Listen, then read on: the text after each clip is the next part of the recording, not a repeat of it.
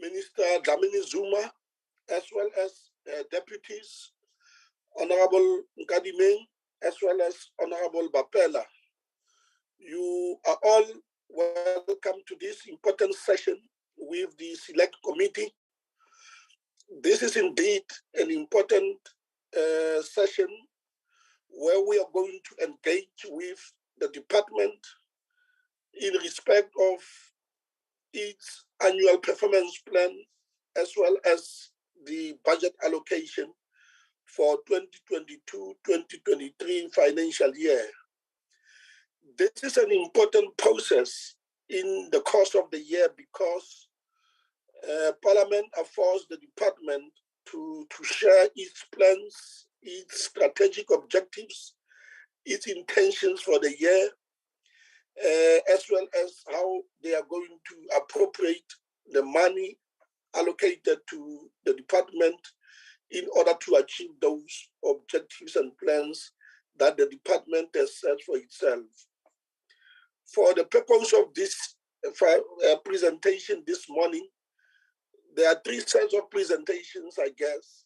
We are going to deal with cooperative governance that deals specifically with governance issues at provincial and local government level, the work of the department in that area, and that itself will also encapsulate an important area of disaster management. Disasters become part of our lives, starting with COVID and now with the floods that are ensuing in the three provinces, KwaZulu-Natal, Eastern Cape, as well as the Northwest, which means that disasters become centerpiece of the work of this committee and the department itself, because more funds need to be allocated in order to enable the department to coordinate its work. This is quite critical in that sense. But we are also going to receive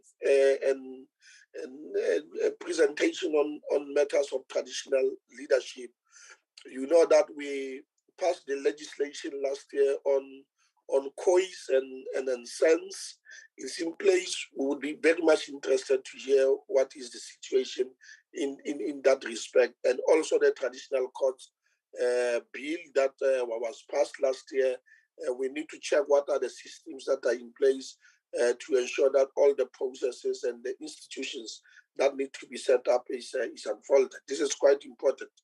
But lastly, we are going to also engage with MISA, the Municipal Infrastructure Support Agent in that respect, because there is a dire need to ensure that municipalities are supported, are capacitated in order to ensure infrastructure development. With that, thank you very much, honorable members and everybody else present. I've not received any apologies. And if I check here, we are 8 members of parliament, and 2 is missing. I'm not sure what could be the problem, but regardless of that, we are proceeding. Having welcomed everybody and made some few remarks, can I invite the Honorable Minister Dlamini, to take over so that you share with us your perspectives and how these 3 presentations are going to be done. Thank you very much. Over to you, Honorable Minister. Thank you very much. Thank you very much, Honorable Chairperson, and honorable members, DGs and officials, our 2 DMs. First of all, Chairperson, I don't know, I'd sent an apology that I would like to be released at 1 because I have another engagement. I was hoping that by 1 will be done. But if we are not done, I would like to be released. Yes, let me make that, Honorable Minister. I thought perhaps by 1 would be done, but if not, I apologize for that. Yes, I did receive the message. Yes, we will excuse you if by 1 o'clock we'll still be engaging with the issues. Thank you very much. Thank you very much, Chairperson. Because I've asked for an apology, I don't want to take up your time. The DG for DCOG will present. I don't know how you want to start, because I wasn't sure whether you wanted us to present on the disaster, but maybe let's put the disaster at the end, if you don't mind. We'll then start with the DCOG presentation, then the traditional affairs, MISA, and then the disaster. In that order. So if that's fine with you, Chair, then I'm just going to ask the DG to start the presentation.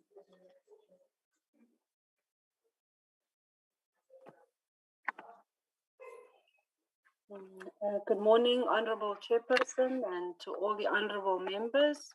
I also greet my Minister and the Deputy Ministers and all the colleagues that are here present this morning.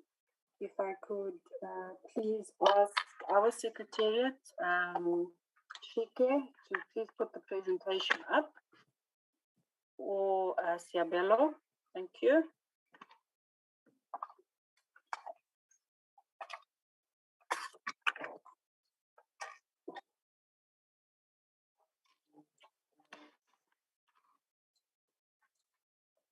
Okay, so by way of background, the department has, if you move to the next slide, revised its strategic plan for 2019 to 2024, just to ensure that we have alignment to the core mandate of the department. So we have our presentation in two parts. Firstly, on the annual performance plan for the department, and then secondly, for the DCOG MTF budget allocations and some recommendations. If we could move to the next slide. If we could move to the next slide, please.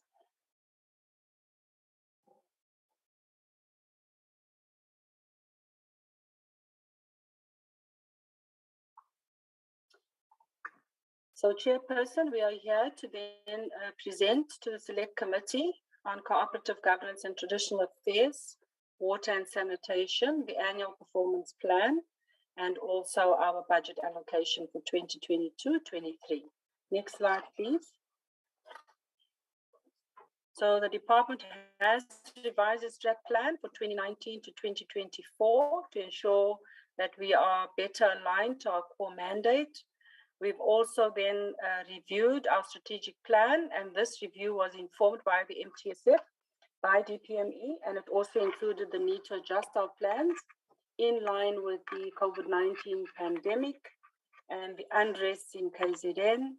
And of course, we're also looking at the review of this, also based on the national disaster around floods. And then the annual performance plan for the year 2022-23 for the department was submitted on the 11th of March for tabling in Parliament. And the table includes the revised draft plan as an annexure. If we can Recording stopped. Recording in progress. So the department has then revised its vision, mission, and values. And if you look at our vision, and if you relate it now to the floods that have also recently happened in KZN, you will pick up that we are saying that we want to ensure that we have a cooperative governance system that enables resilient, safe, sustainable, prosperous, cohesive, connected, and climate smart communities. So we have also revised our mission, where we're saying we want to lead the cooperative governance system in support of an integrated planning and implementation across all spheres of government. And just around our values, we've now looked at servant leadership and a more hands-on approach. If we could go to the next slide. We have therefore also revised our areas of priority and our focus areas and outcomes. So you will, if you look at this slide, what it then tells us is what our priorities are, and really to look at policy review and policy, all the policy and legislative issues. We are also then looking at strengthening our IGR function, both horizontally and vertically, and then just following through on the DDM approach, making certain that we have an all of government and all of society approach, so that each district has one plan and one budget, and then just looking at the overall governance, financial viability and capacity across all the municipalities, and then making sure that we have an integrated monitoring and reporting approach. So really, if you look at the function then of DCOG, is that we are there to then direct, to cooperate, to coordinate, and to support, and also then to enable. And all our outcomes, if you look at these, also go back to the citizen, because we want to ensure that we have a citizenship that's not only engaged, but where all services are also delivered in a more effective way. If we move to the next slide, the departmental priorities have also been aligned to the 7 government priorities. The 6 strategic outcomes, therefore, I'd also showed in the previous slide. This one is just to place emphasis on the fact that when we revised the strat plan, we did use the district development model as an all of government approach, and we're looking specifically to having a joint program where we then support and monitor in the spirit of the IGR to actually realize our outcomes. If we could move then to the annual performance plan and the output indicators and targets for 2022. Next slide, please. We have 30 targets. And as you can see, this is how we've allocated each target per program. And our programs are in administration, local government support and intervention, institutional development, National Disaster Management Center, and the Community Works program. Most of the targets are also sitting then in the local government and support intervention management branch. If we then move to the next slide, key outputs and targets per program. The annual financial statements, we are looking towards an improved audit opinion, and that is an unqualified audit opinion for 2021-22 financial year. And also we're wanting to then ensure that the same or better outcome for the following year. Just with regards to the area of corporate services and financial and the finance branches, we have put together what we call a corporate services improvement plan and a financial management improvement plan, where we have specific targets and that we want to ensure that we have at least 90% of the plans then implemented. We've also included here a report on investigative corruption cases, and we're saying that 90% of these corruption cases must have been investigated by the 31st of March 2023. We've also then looked at developing a DCOG policy toolkit, and this toolkit we also want to ensure is developed by the 31st of March 2023.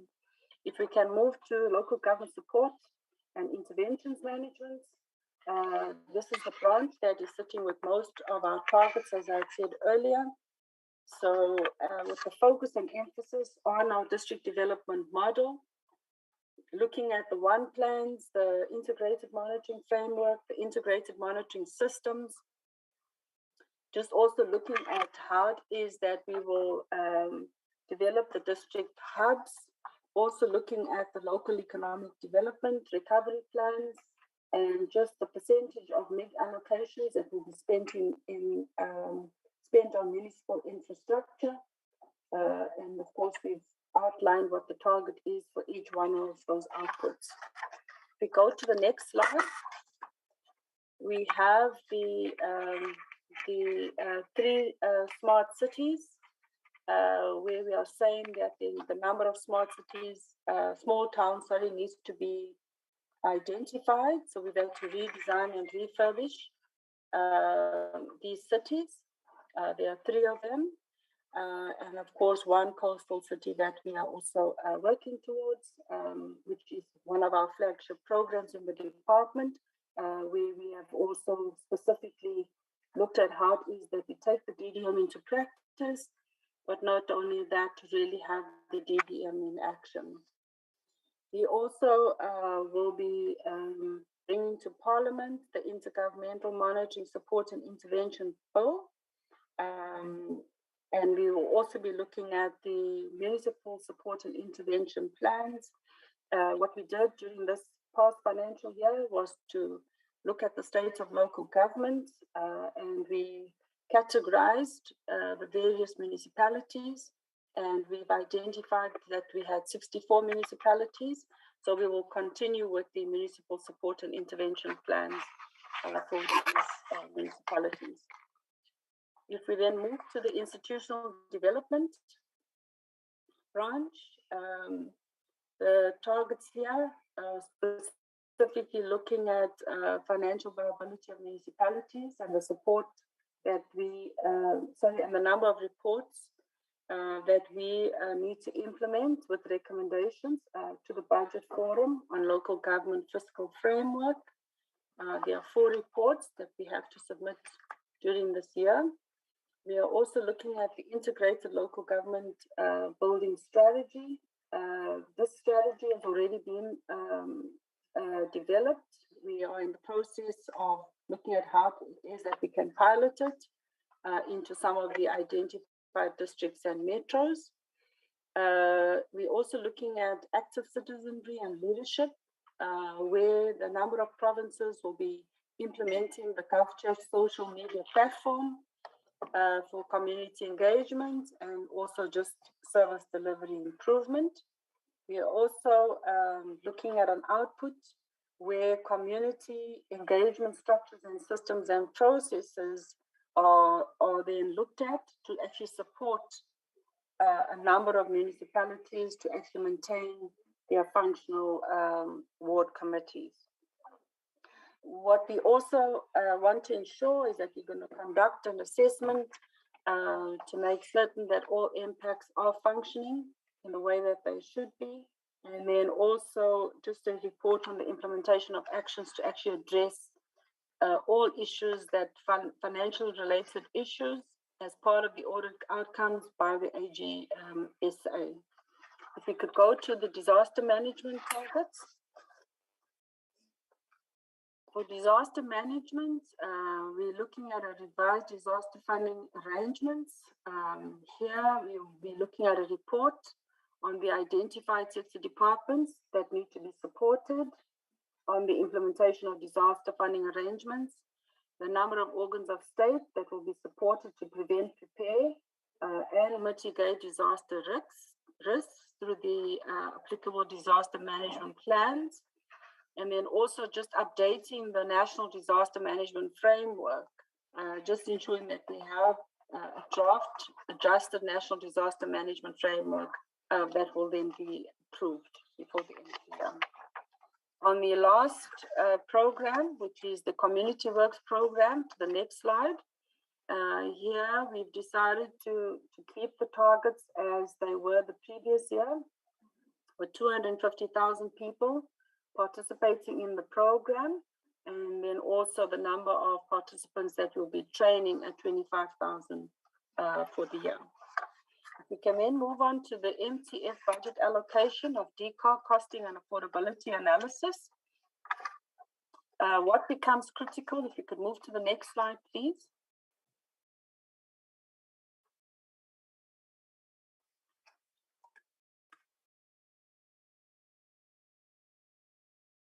Sorry, Chair, I don't know what's happened there. We are waiting. You can proceed. Okay, I see we've lost the presentation, Chair. Nonetheless, I can proceed. If you look at slide, I'm now on slide 17, just so that the person who's trying to log up can know where I am. What really becomes critical from a financial management perspective for the department is that all the key value drivers, support the need for us to have a proper compensation of employees' budgets, that our goods and services budget is also adequately allocated, and that the capital parts of the budget are also adequately allocated, and that these allocations are also done or happen across each of the programs that I've actually just spoken to. And the annual performance plan and the annual and the operational plan is what then feeds into the budget. And so does our procurement plan also feed into the budget, because ultimately what becomes really important is that we have an integrated strategic planning process that will also then assist with all the funds that the department does receive, so that when those transfers do happen or when they're undertaken, that we have adequate service delivery. Sorry, Chair, I don't know why the presentation is not showing on my side. I just want to check. Yabelo or Shike, is it showing on everyone else's side? Is it just me? It doesn't appear to all of us, I think. Apologies, Chair. Can I please just ask that we get this right?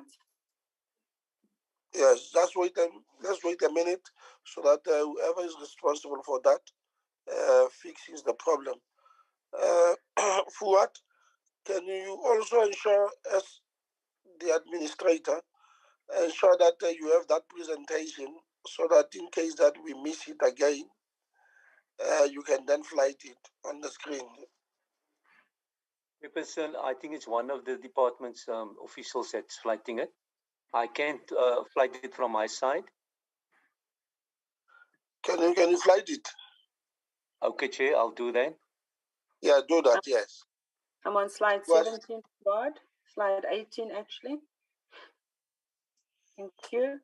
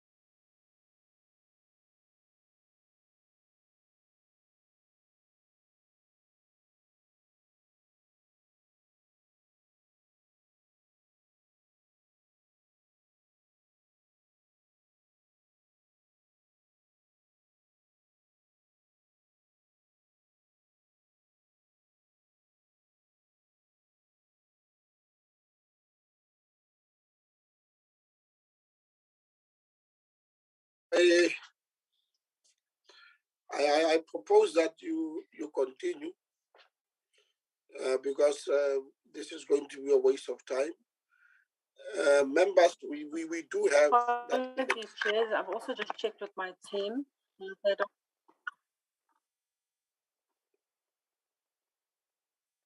We do have that. It was sent to us as well. Okay, Chairperson, I'll continue. I've checked with the team that they're saying I don't know what's the technological challenge. I'm now on slide 18, Chairperson, where I'm referencing the 2022 estimates for the national budget, for the national expenditure. And what the slide just signifies is the actual breakdown and allocation. So firstly, we have received 111 billion rands, just over, and of that 111 billion rands, a total of 110 billion, just over, goes towards earmarked funds, and these earmarked funds specifically speak to the grants, and also it does also speak then to the transfers that the department actually needs to undertake to all the agencies, as we call it. As part of this allocation as well, is the operational budget. And as you can see, we have therefore allocated the budget for administration, local government support and interventions, institutional development, the National Disaster Management Center, and the Community Works Program. And within our operating budget, we've also then referenced the compensation of employees, goods and service, the transfers and subsidies, and the payments for capital assets. So as you can see, over 99% of the budget that is allocated goes to the grants for transfer purposes, whilst just it's less than 1% that actually then remains within the department. And if you look at the budget then for the outer years, I think what is important to note is that even though our budget does show an increase across, however, if you look at our operating budget, the percentage increase actually reduces, which does pose a challenge for us in the department, but it's something that we are looking at, and we are looking specifically on how we need to manage it going forward, specifically with an emphasis on our cost of employment part of the budget and the goods and services. If I can then move to the next slide, Chairperson, I think what is important to note really is just the budget allocation, which technically is very similar to the other slide that we had. The main difference here is that we're just showing in the goods and services that of the total budget, 5.8% remains then with cooperative governance. And something else to really point out is that the Community Works Program also takes quite a big chunk of the budget allocation. So if I could move to the final slide, it's just to recommend to the Select Committee, just to note the DCOG's annual performance plan and allocated budget for 2022-23. Thank you, Chair, and apologies for that technical glitch. DG, can I get this understanding? Are you going to present the disaster program separately from what you have done at the moment? No. Yes, Chair. We'll present it separately, Chair. If Chair will allow, we will then allow for the other entities to present their APPs, and then we will come in thereafter, Chair, if you allow. Okay. Honorable members, we have noted all the issues that were raised regarding the cooperative governance department. I suggest that we take other presentations. All of them will have more time to engage with those presentations. If you agree, can we take traditional affairs? DG for traditional affairs. Thank you very much, Honorable Chairperson and honorable members of the Select Committee. The presentation is being loaded, which is for the annual performance plan of the Department of Traditional Affairs for the 2022-2023 financial year. If we could just be assisted there, Mr. Mashishi, are you winning? Thank you, DG. No, I'm disabled. I requested to be allowed to load by the host. Okay, if the host could please assist with the sharing rights for Jacob Mashishi.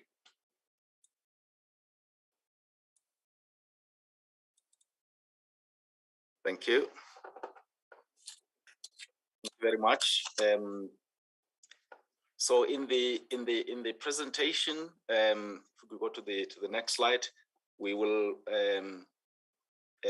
be talking about the annual performance plan for 2022 and 2023, followed by the MTEF budget allocations for the department. On the next slide, we just indicate as a reminder that the vision of the department is to have a community development oriented institution of traditional leadership, and that we pursue this through a number of intertwined interventions. There is a set of interventions that seek to ensure that there is effective governance in the department itself, a set of interventions to promote safe initiation practices, a set of initiatives to support the functionality of the institution of traditional and Khoisan leadership, the set of interventions that seek to promote development partnerships in traditional and Khoisan communities, and interventions that target the transformation of the institution so that it conforms with constitutional obligations. And that's what the presentation is about. We can go to the next slide, where we start with the first program, which is a program called Administration. In administration, Honorable Chair, the first outcome there that we speak to is that of effective governance of the department. We have developed compliance plans, two sets of compliance plans. One deals with issues relating to the compliance management in the department itself in relation to performance information, in relation to all issues that relate to planning, the submission of quarterly plans, submission of quarterly reports, submission of annual reports, all that. And we indicate that we have to achieve the targets that are in that plan. And then the second plan deals with financial management, where we've included issues that relate to financial management, such as the payment of suppliers within 30 days, submissions of estimates of national expenditure at particular time periods, submissions of MTEF allocations at a particular period. All of them are captured in that plan, and we say that these are the guiding compliance plans for us that we implement during the course of the financial year. On the next slide, we then indicate that in addition to these compliance issues, we also have this area of focus that relates to our own policies, that we continuously look at our own internal policies to check the extent to which they are responsive when it comes to the mainstreaming of women, youth, and persons with disabilities. And we continue to identify our own internal policies that need to be reviewed to make sure that there is that responsiveness when it comes to mainstreaming of women, youth, and persons with disabilities. And then we also have a target that relates to the sector as a whole, where we're looking at anti-gender-based violence and femicide interventions within the traditional sector as a whole, where we coordinate with provinces to get information from them, reports from them about those interventions in the sector, which can then subsequently be shared with the presidency. And then we also have a target that looks at our own procurement processes internally and the extent to which those procurement processes accommodate enterprises owned by women, youth, and persons with disabilities. That's the first program. The second one is called Research, Policy, and Legislation. The first outcome there relates to promoting a functional institution of traditional leadership. On an ongoing basis, we identify particular research activities that we need to pursue, which research studies then help us understand the sector even more and become a basis on which other interventions can be implemented. So for this particular financial year, we're looking at two research projects. One is research on the effect of customs and culture and the socio-economic development of women within traditional communities to see what the barriers could be and what interventions would need to be put in place to make sure that those barriers are removed. And the second one is on election processes in traditional leadership councils. As the chairperson indicated at the beginning of the meeting, that we now have the Traditional and Khoisan Leadership Act that is in place. One of the requirements there is to make sure that we constitute traditional councils this year. So we want to do further research on those election processes so that we can then advise whether there is a need, in fact, to even go a step further and have regulations issued by the minister in that regard. In this slide, we're still with the outcome of functional institution of traditional and quiescent leadership. And here we'll be looking at introducing regulations regarding Section 50 of the Act. Now, Section 50 deals with the establishment of local houses of traditional and quiescent leadership. And the issue here is to make sure that there is greater consistency, uniformity in the manner in which these local houses are established to address the gaps that might be there in terms of current legislation at provincial level.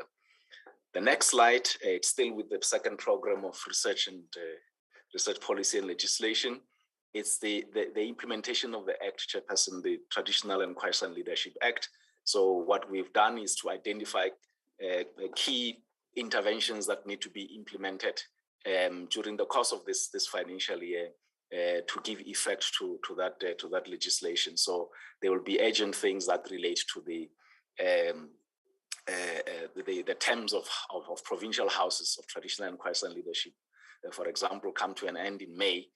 So there has to be processes to make sure that in a coordinated manner, the provincial houses, new houses are elected, and the national house as well.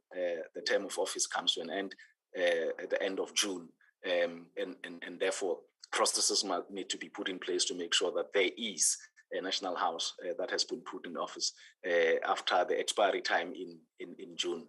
But in addition to that, there is the issue of the Quiet and Sun Commission that the chairperson spoke about earlier, and to support the work of the Quiet and Sun Commission to make sure that it can do its work. And then, of course, the big task of coordinating the constitution of traditional councils as provided for in legislation. And the next one, it's the part that deals with genealogies and customary laws of succession. It's work that we started doing in the past, where we'll take one kingship per annum and assist them in the development of their customary laws of succession and genealogy. We now taking this forward by saying that let's workshop the kingships themselves, so that even outside DTA, there is capacity that is created with the guidelines that have been developed for kingships to make sure that they are in a position to document their customary laws of succession and genealogies, and they are able to update them periodically as the need arises. So we'll be working with those kingships to make sure that we assist them in this process, and as a contribution also to the issue of disputes, because if they are documented and current customary laws of succession and genealogies, that can always be referred to by both royal families and government. That will then become a very useful contribution to the issue of obviating disputes. This is linked to that work on kingships, but we're saying that it shouldn't be limited to kingships only. Provinces should also then take this work of the guidelines forward and work with senior traditional leaderships and principal traditional leaderships to do the same that we'll be doing with kingships, where we will then work with the provinces to make sure that they are themselves workshopped in this regard to take this work forward and guide the institution of traditional leadership at the level of principal traditional leaders and senior traditional leaders. Can go to the next slide now. And this slide, Chairperson, just speaks specifically to the work of the Commission on Quiet and Sun Matters. This is the commission that took office in September last year.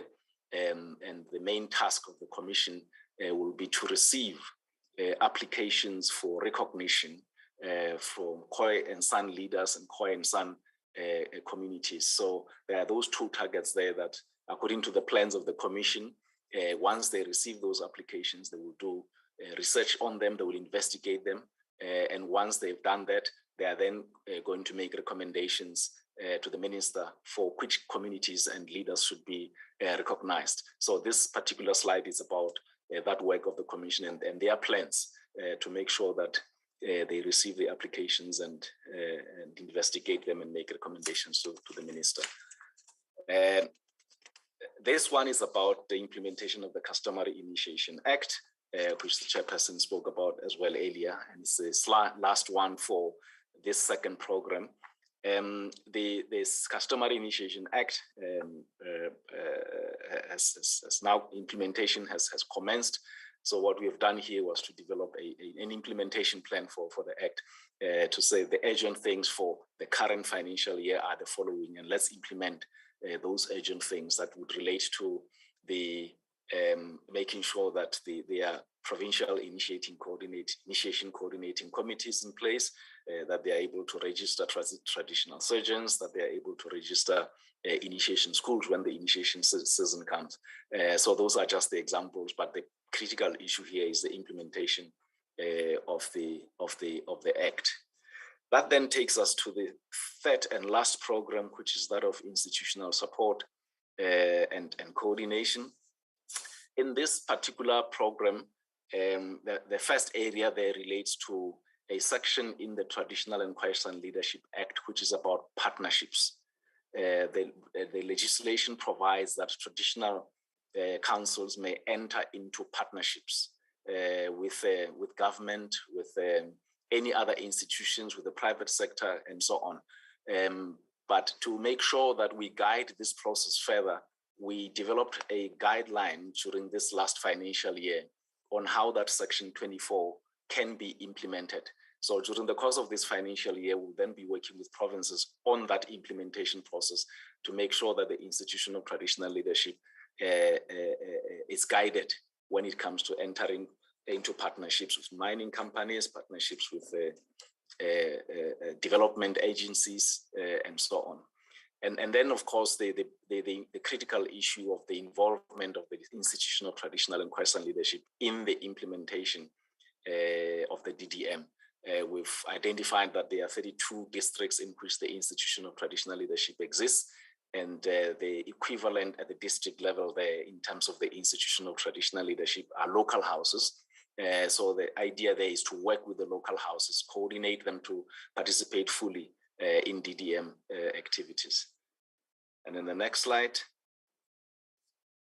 The next slide then looks at the functionality of the local houses themselves. Previously, we developed a set of criteria to assess the functionality of local houses, and having applied that set of criteria, we're saying this year we then should work with the provinces to develop intervention plans that can then be implemented to address the gaps that were identified from the assessment process that was undertaken this past financial year. And still on this slide, there is then the work that we say we'll do on the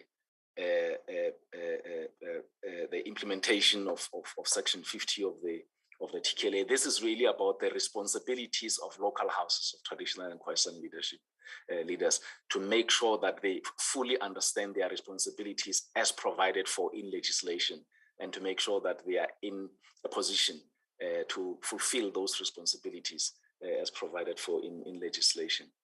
The next slide. This is about further capacity building now. Now that we've got the Customary Initiation Act in place, we're saying that during the course of the year, we'll be working closely with the institution of traditional leadership. We'll target a set number during the course of the year to make sure that they are also able to fulfill their responsibilities as provided for in the legislation. So our capacity building colleagues will be doing that work. But in addition, they will be continuing with work that they started with last year, this last financial year, which is about training on gender-based violence and femicide, which the institution of traditional leadership has indicated should be continued during the course of this financial year as well. And then on the next slide, we're looking at the areas that relate to social cohesion and nation building, and we're saying that we should promote dialogues on the critical themes of tribalism and living with foreign nationals in traditional and Questions communities. And we're targeting that we will have 4 dialogues with the sector during the course of this this financial year, but also to promote and coordinate the participation of the institution of traditional leadership in national days, so that as custodians of heritage and custodians of culture, if there is a Heritage Month, they are closely involved in that process and are able to provide support and guidance and can actively participate in those kinds of national days. And in the next slide, then we just looking at the implementation of a program that we have developed before on social cohesion, where we say, in addition to the aspects that we spoke about in the previous slide, there should be continued implementation of other aspects of social cohesion as contained in the program that we have shared and consulted with provinces about. And then on the last one there deals with functionality of provincial houses. In previous slides, Chairperson, we spoke about the functionality of local houses, but in discussions with the institution of traditional leadership, it was raised with us that there should also be a focus on the functionality of provincial houses. So this particular project here will be looking at the functionality of provincial houses, so that where there are gaps, they can be identified and support can be provided. Finally, Honorable Chair, we now look at the budget allocations. This is the slide that summarizes the budget allocations for the department. So if I could ask that we look at the extreme right column that talks about MTF estimates, and the purple column, which looks at 2022, 2023. It shows a breakdown in terms of the three programs of administration: research, policy and legislation, institutional support and coordination. And it shows the total there is 177 million and 31,000. Now the issue there is that this is the total budget that we share with the CRL Rights Commission.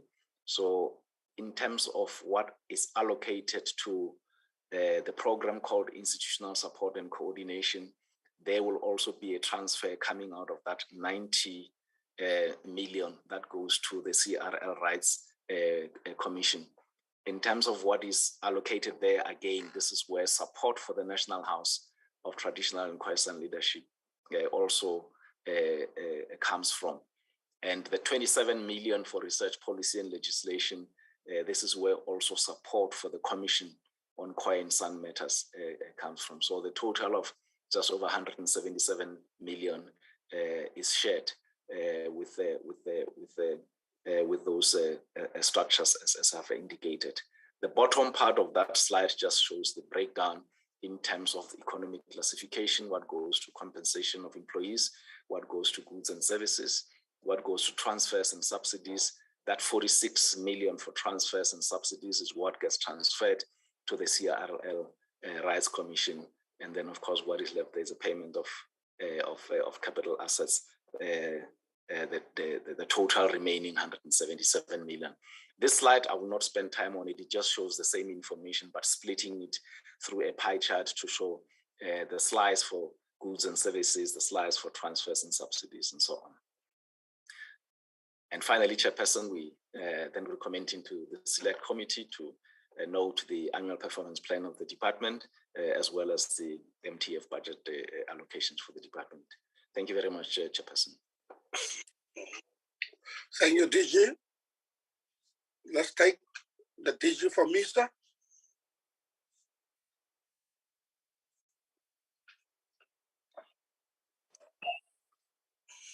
Thank you very much, Honorable Chair, and good morning to the Honorable Chair, the Minister, Deputy Ministers, and all honorable members, DGs. Chair, I will be presenting our APP for 2022-2023. Mr. Machada, please, if you could share our presentation on the screen.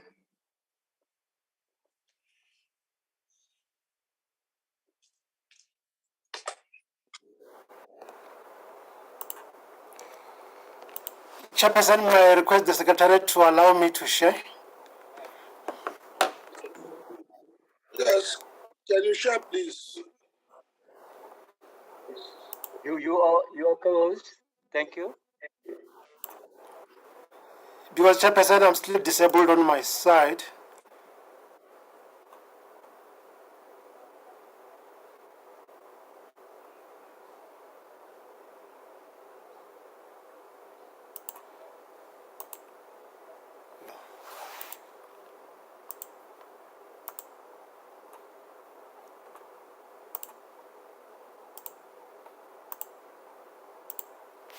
Please, Chairperson, the host, can you allow me to share? I'm still unable to share. Or if the host can, the secretariat from the committee can share for us, please. What? Try to assist? Hello, Chairperson. Yes, I'm gonna share it.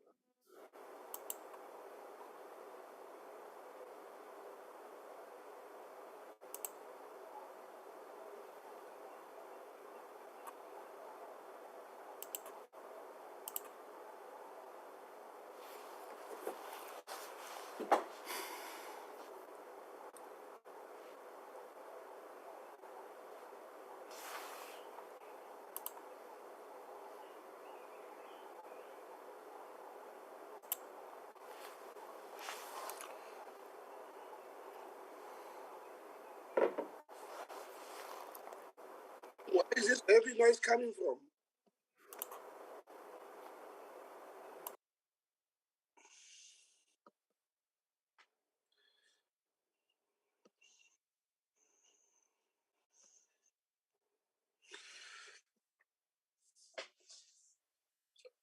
Are you winning, Fuad? Yes, I'm gonna share now, Chair. Okay, there we go. And please just pay attention so that you follow the CEO in terms of the sequencing. Yes, please. Yes, thank you very much, Chairperson. Can you put some slide show? Thank you very much. Can we move to the next slide?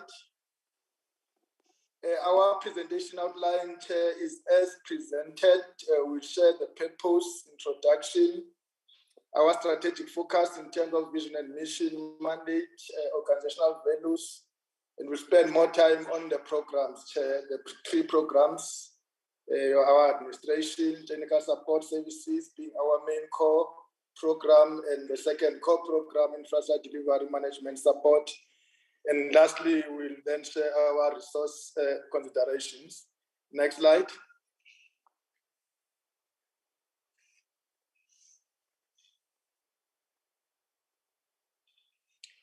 And the purpose I've already indicated, Chair, we are here to brief the committee on our annual performance plan for 2022-2023. Next slide.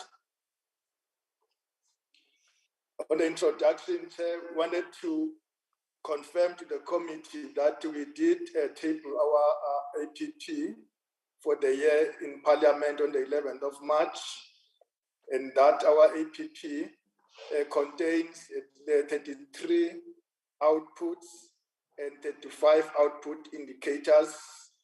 And then we're also going to give summary of our financial resources. Next slide. Our mission, vision, and values, Chair, have not changed. They are as they were before. I want all the committee in going through them. Next slide. In terms of the mandate, Chair, it's critical for us to again restate our mandate. The fact that we are mandated, Chair, to support and render technical advice to municipalities by undertaking the following functions aimed at optimizing infrastructure provisioning. One of the key functions is to assist municipalities with effective infrastructure planning, and also to assist municipalities with the implementation of infrastructure projects, and also to assist municipalities with the operation and maintenance of municipal infrastructure. and to build the capacity of municipality to effectively plan, deliver, operate, and maintain municipal infrastructure. And lastly, Chair, is to perform any function that may be deemed ancillary to those listed above. I'm stating this mandate, Chair. I'm restating it because recently in our engagement or communication with Treasury, they have raised some issues whether are we sticking to our mandate, in particular as when we do the direct delivery support to municipalities through drilling and refurbishment of boreholes in municipalities. They were questioning whether we should be doing that or not. And we've been doing it in the main, relying on the last leg of our mandate, which is to perform any function ancillary to our mandate above. So I felt we just raised that, Chair. Next slide. I'm not going to bore you again. Our plan, Chair, is anchored, of course, by the 7 priorities of the NTSF 2019-2024. And in the main, our plan responds to the 3 priorities, priority 1, priority 4, and priority 6. And of course, priority 2 as well, we indirectly contribute to that priority in terms of skills. Next slide. I've already indicated that our plan contains 33 outputs and 35 output indicators. Next slide.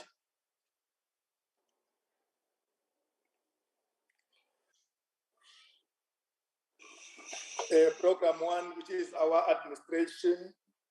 I'm not going to go through the purpose of the program. I take that as read. I will move straight to the actual plan for the year. Next slide. In terms of the plan, we have got, as I've indicated, we have 8 outcomes in terms of our APP.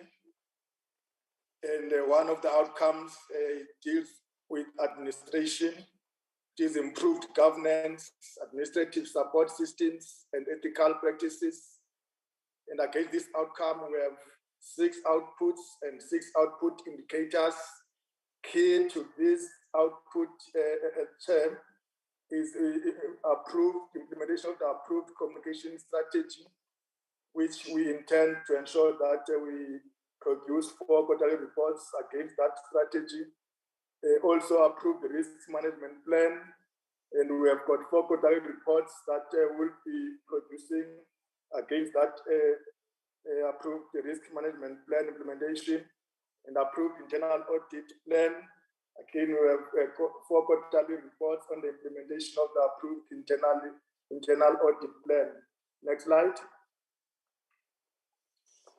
And the next slide, again, we have approved ICT operational plan implementation, and we are planning to issue out 4 quarterly reports on the implementation of the approved ICT operational plan. And the key is to maintain our unqualified audit opinion on annual financial statements, and also to implement our approved procurement plan. Next slide.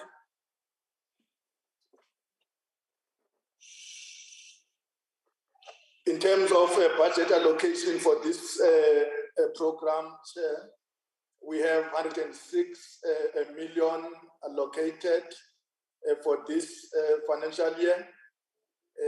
You will see most of it goes to goods and services, 58 million, and commission of employees, 47 million. And also in the outer years, we have 112 million for 2023, and 116 million for 2024-2025. Next slide. Program 2, as I've alluded earlier, is our main core program, which is to enhance the capabilities of municipalities for improved municipal infrastructure planning, delivery, operations, and maintenance. And we have 3 sub-programs: the infrastructure assessment and analysis, infrastructure delivery, maintenance, and stakeholder coordination, and technical skills. Next slide. In terms of the outcomes for this program, outcome number one for it is effective water management system for the benefit of all. And we have a plan that of a municipal water conservation or water demand management strategies implemented already. We have assisted these municipalities. Our plan is to support 20. We have assisted them to develop these water conservation, water demand management plans. Now, this we want to assist them to implement them. And also, the next outcome is efficiency in infrastructure management. We presented before the challenge of misalignment of bulk water infrastructure and reticulation in priority water service authorities. There were about 18 water service authorities where we had bulk water infrastructure completed with no matching reticulation plan.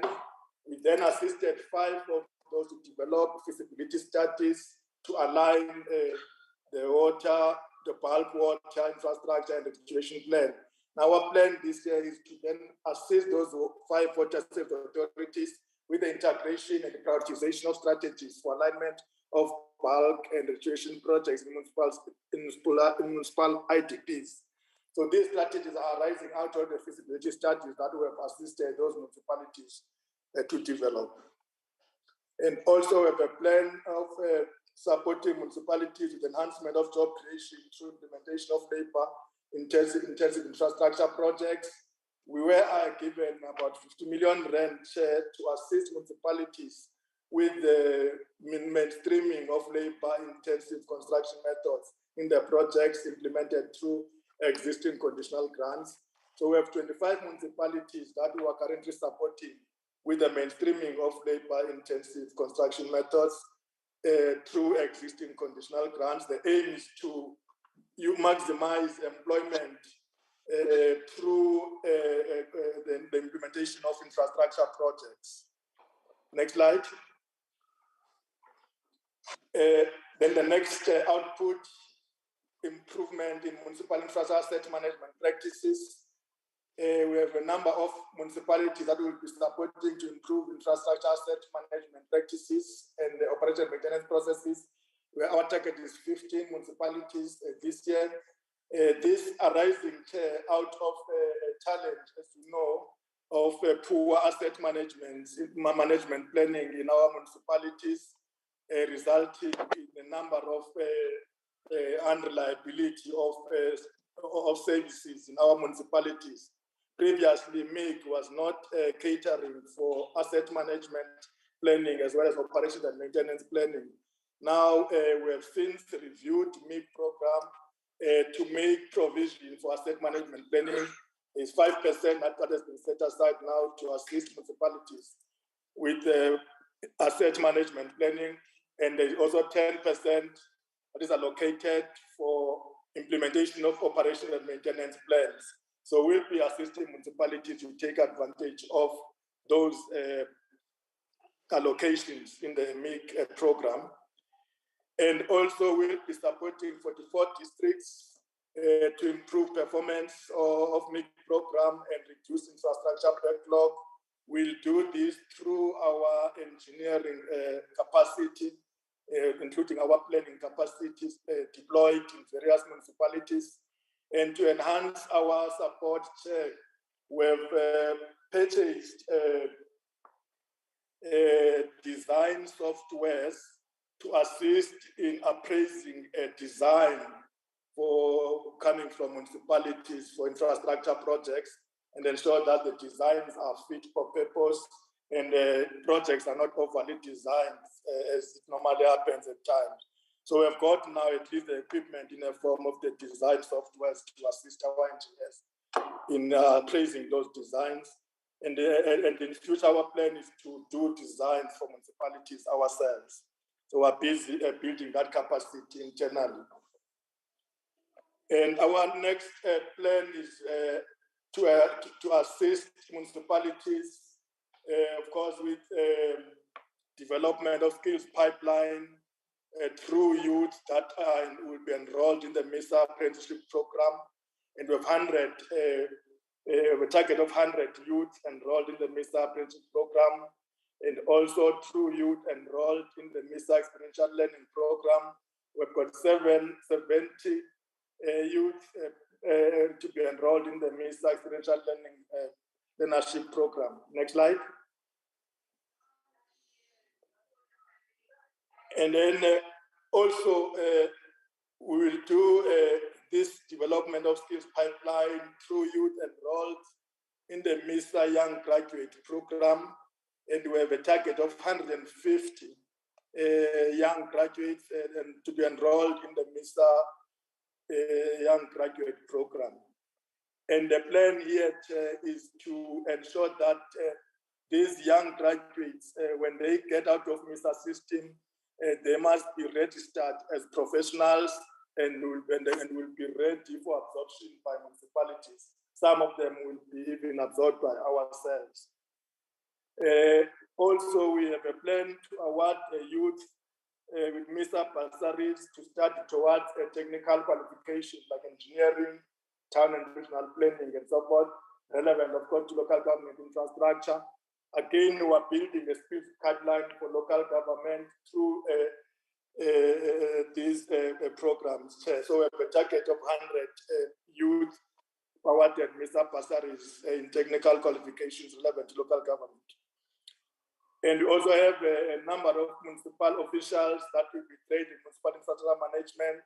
We have got 500 municipal officials already identified to be trained in the municipal infrastructure management program. And we also have a number of municipal officials to be enrolled in MISA recognition of prior learning programs.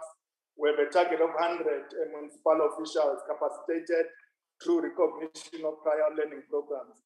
This program is aimed at those municipal officials with no formal qualifications, but with a lot of experience on the field.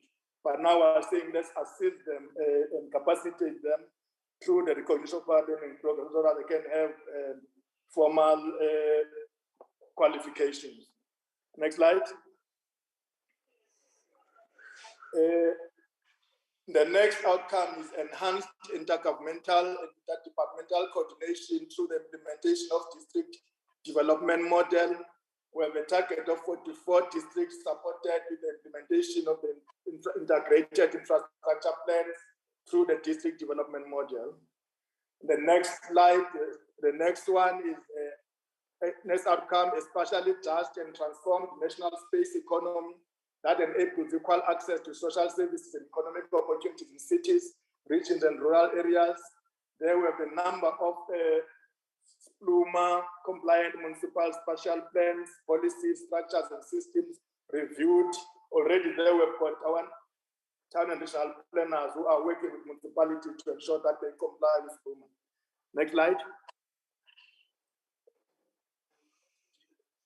And the next slide, which is improved municipal capacity to deliver basic services, quality infrastructure, integrated public transport to increase household access to basic services.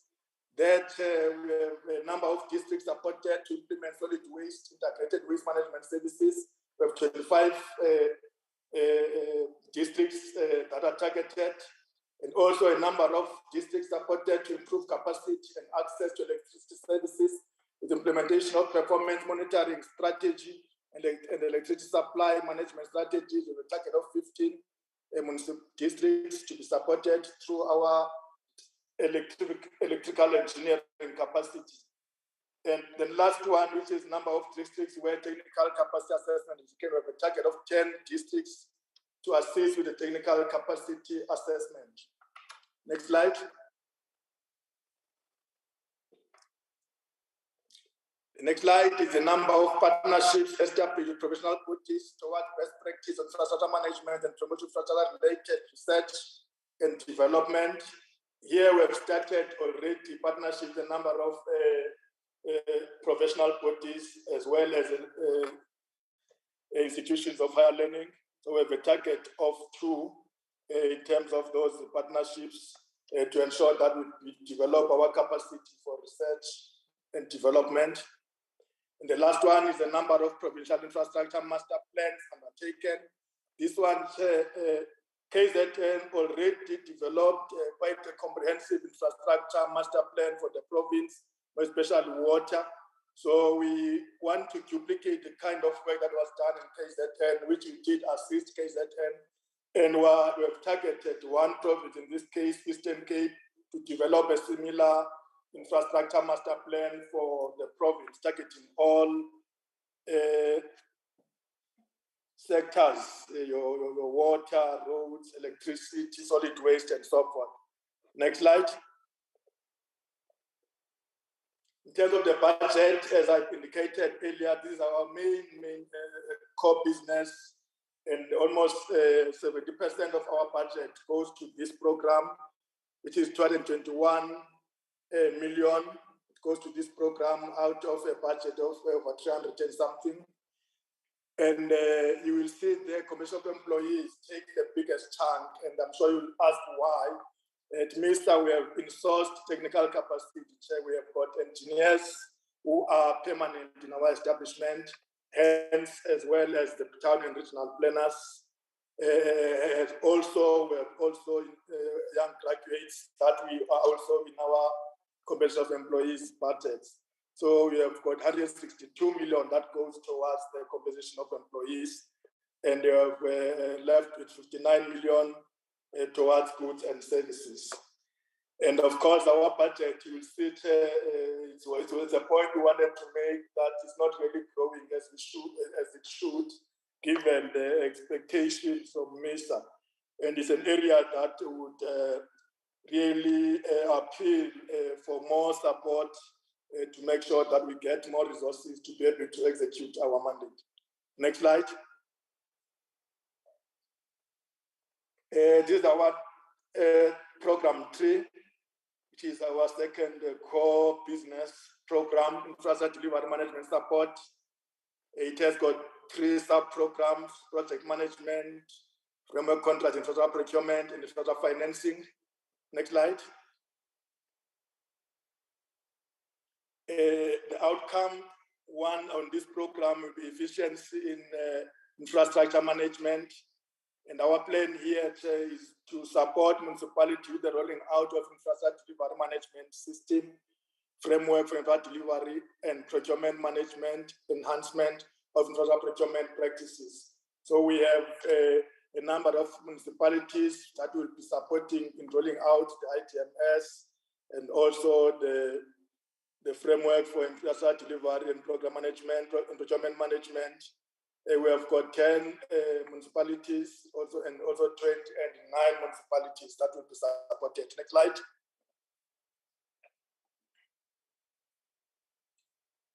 Also, we have a plan of doing an annual reports on the state of municipal functionality for infrastructure delivery.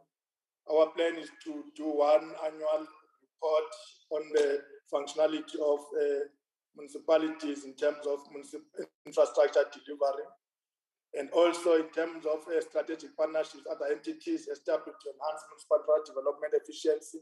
We have a number of municipalities supported to improve infrastructure development through partnerships with public, private sector, and non-governmental entities. So we have 10 municipalities that are targeted in this regard. Then the other program to support the coordination and planning of the extensive board development. This is a new program altogether following the decision by the president to establish new economies, new cities in the country. There was a decision through the district development model that we have got to have an example of how a DDM could work in a space where there is currently no economic activity happening, but there are endowments. And there was a decision that looking at our Tambo district, Alfredo, Ugu, and Eriguala, these districts have got huge economic potential for the country, but they are underdeveloped. And also in terms of how they are located geographically, these regions are interconnected, both in terms of culture, boundaries, and so forth, even economically. The people of Tambo, Herigwala, they actually conduct their business in Ugu, even in KZN. So the view was, why can't we develop a new integrated economy in a multimodal way in that belt? And the Eastern Seaboard Development Initiative was then conceived, which comprised OR Tambo, Alfrenzo, Ugu, and Herigwala, that they must be developed as one, in a polycentric way. So MISA has been assigned the responsibility to lead and coordinate this development on behalf of the department. So our mandate in this regard was then reviewed to add, in a more succinctly, the spatial planning as part of our mandate. So our plan is to then coordinate this work and also have one master plan or coastal city plan developed in line with this Eastern Seaboard development. Next slide.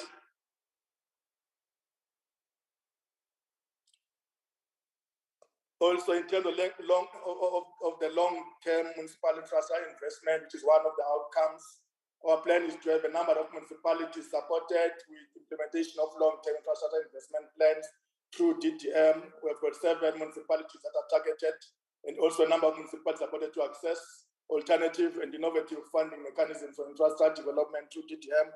We have 7 municipalities supported, and also a number of municipalities supported to prepare and package bankable projects. We have 7 municipalities supported. The number of municipalities supported to plan and implement climate-friendly projects through infrastructure grants and access funding for climate change mitigation, adaptation. We have 7 municipalities targeted. Next slide. In terms of the budget allocation for this program, we have 21 million for this financial year. Chunk of it goes to compensation of employees, and of course there's goods and services budget for it. And of course we are engaging with the department. There's a commitment to give us further allocation for the coordination of the Eastern Seaboard development. Thank you very much, Chairperson. This is the last slide, if I'm not mistaken. Next slide. Next slide.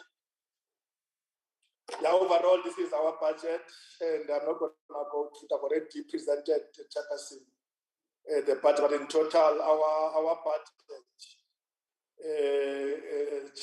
is 350 million, 216. And of course, we have not here included the request for retention in the budget that we have requested to retain in relation to the presidential employment stimulus programs that were running, the 284 million that were allocated, as well as the 50 million that were allocated for the presidential employment stimulus. Thank you very much, Chairperson. That's our presentation. Thank you very much, COO. Let's take the last one on disaster.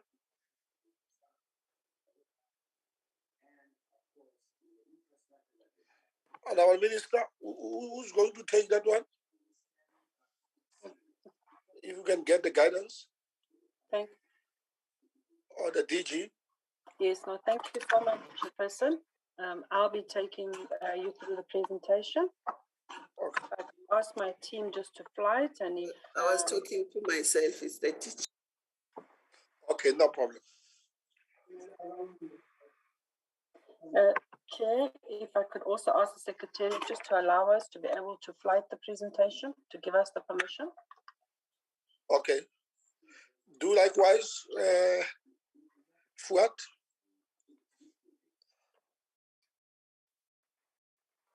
Thank you, Chair. Who will be flighting the presentation, ma'am? Ciabello. Ciabello. Thank you.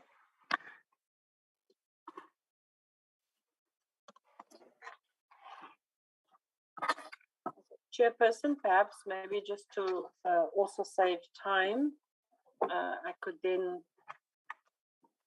Okay, it's in order, ma'am. Thank you. Yeah.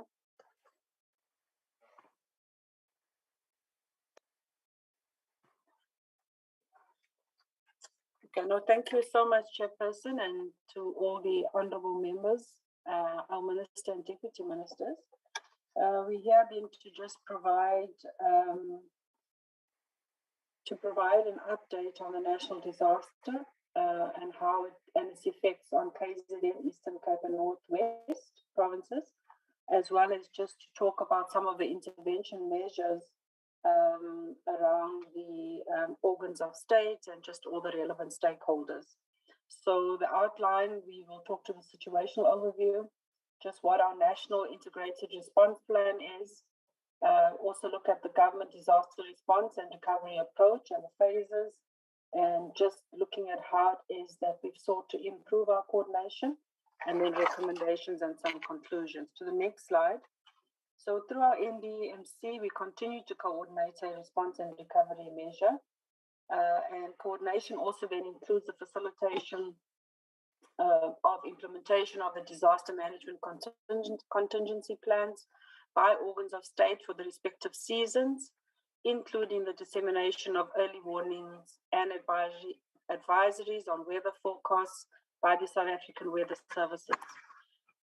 Notable is that this reporting period is an interface between the summer and the winter seasons, and the period that might be presented with challenges due to the hazards predicted by SOARS and identified in the current National Disaster Management Contingency Plan for 2022 winter season.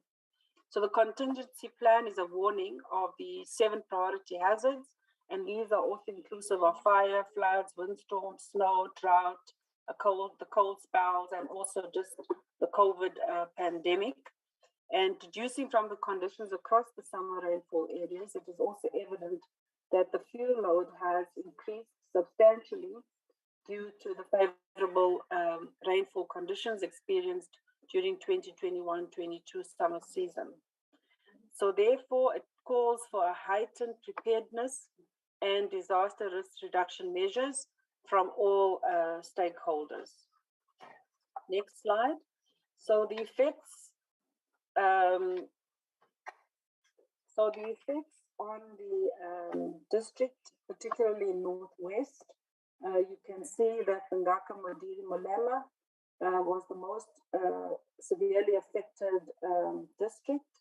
And what you do see on the right side is just some flood daily highlights that we also do through our communications jointly with GCIS. And you'll also see that it was just on about 1,000 people that were at high risk and had to be evacuated in the Deopan area in Northwest. So if we can move to the next slide. So the flooding on the 6th of March in Northwest left more than 75% of the Deopan village submerged in water.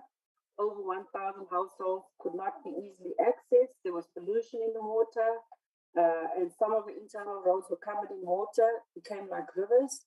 Roads became very muddy, and it was also very difficult to access villages. There was a lot of property damages. Patients and the departed could not be moved to hospitals and mortuaries very easily, and learners and workers also struggled to leave their homes, and their reports have been received on livestock drowning in the Northwest. A joint operations center and venue operations center was then established on the 7th of March to facilitate and coordinate the response measures to the flooding.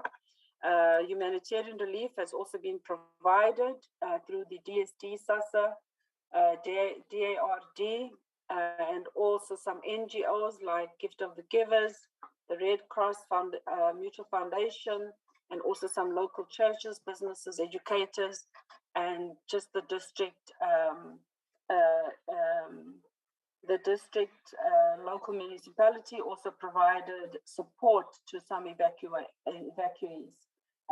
There are also been some religious leaders that have also supported during this process, and also just the medical emergency medical rescue services were also organized by the Department of Health and the Ngaka Mudiri Molema District Municipality, and the technical and engineering team involving DPWR, NMMDM, and Swaying local municipality also looked at opening the water channels to redirect water in the village and to create access. So the NMMDM, supported by DPWR and the SANDF, also deployed water tankers and tanks to be placed in the strategic sites. However, due to the softness of the ground, not all residents were receiving the service equally.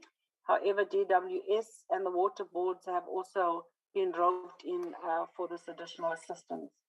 The DHS has been allocated funding to assess the land made available by Hosi Molete for emergency relocation, and DHA has been also was activated to provide mobile office and attend to all the requests for lost or damaged documentation.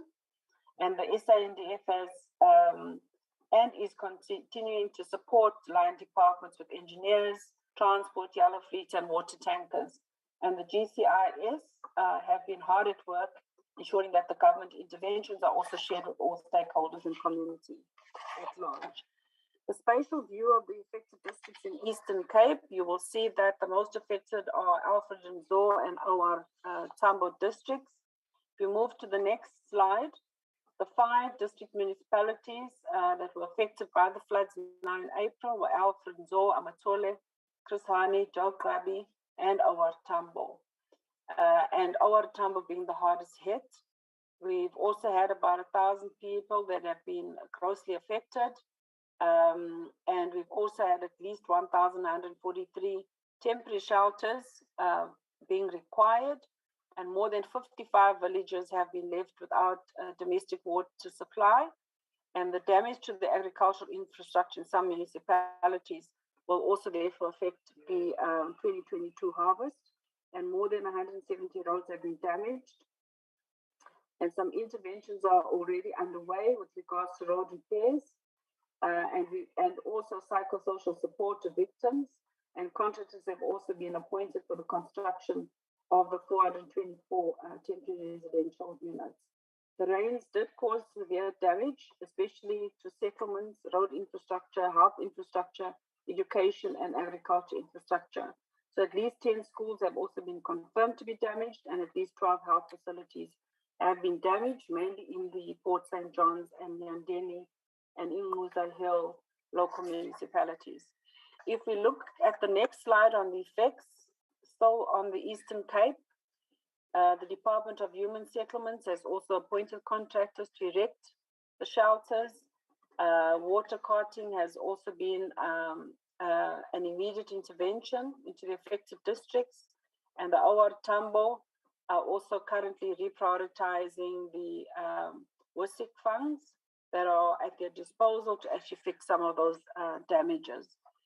The repair works of damaged roads and bridges are also underway, and the JGDM will also provide alternative routes to repairs, constructions, blading, installation of pipes, and then also just drainage maintenance.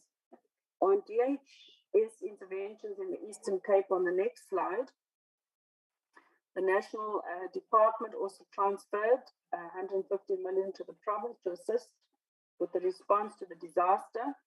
The Department of Human Settlements, as we said earlier, had appointed the contractors for the erection of the temporary shelters for both Alfred and Zor and our Tambo. And the Housing Development Agency has also been appointed to look at some temporary residential units. So the contractors are on site, and the department and the Housing Development Agencies have also conducted the assessments of the partially damaged homes to determine the need for permanent ones. And then the beneficiary administration has engaged the Department of Home Affairs to also assist families with lost documents. If we move to KZN, the spatial view of the areas that have been affected in KZN, you can see that it's mainly been in eThekwini and also in Ilembe and Ugu. But if you also move inland, you'll see that the other areas have also been slightly affected. If we then move to the next slide, you'll see that there's a total of 14,449 households that were affected. A total of 6,814 households were totally destroyed, and a total of 800, sorry, next slide, please. A total of 8,310 households were partially destroyed. I'm not sure why the slides are not moving again. Okay, so there's also the total number of people that were affected was 128,743, and a total of 435 fatalities have been reported, with a total of 63 persons missing. This report was as at last week. This number has since reduced, but we would need to conduct the updates in our next presentation. There's a total of 4,478 homeless households and a total of 40 people that were injured. So all in all, 10 districts and municipalities, including the eThekwini Metro, were also then affected during this period. And of course, you can see all the sectors that were also affected. I won't read each one of them. If we can then move to the agricultural losses, you can see that we've had a total number of 2,647 hectares affected, with an estimated cost of just over 31 million. The affected sectors also on livestock loss and death was sitting at 16,675, with some livestock also being injured. And then we've had the total farm dwellers that have been affected is 267, with the total farm workers affected of 589. And the estimated damage costs here is sitting at just over 105 million. So if you move to the next slide, we talk to the classification and declaration of the national disaster. So the reclassification of the occurrence as a national disaster in terms of Section 23 of the Disaster Management Act is still in place to, amongst other matters, enable the reallocation of funds by the affected municipalities and provincial departments from their own applicable grants to actually augment the resources for the intervention measures as per Section 19 of DORA. So the national state of disaster is still in place and was then declared by the Minister of COCTA to actually augment the existing legislation and contingency arrangements. If we move to the next slide, the National Integrated Response Plan as of April 2022, the approach is that we have an integrated multi-sectoral flood response and recovery plan, and this has been prepared with the primary objective of actually outlining the integrated multi-sectoral response and recovery efforts. The scope of the plan itself actually covers integrated multi-sectoral institutional arrangements with clear roles and responsibilities for coordination and implementation of the response and recovery efforts, and the disaster risk assessment and risk reduction efforts.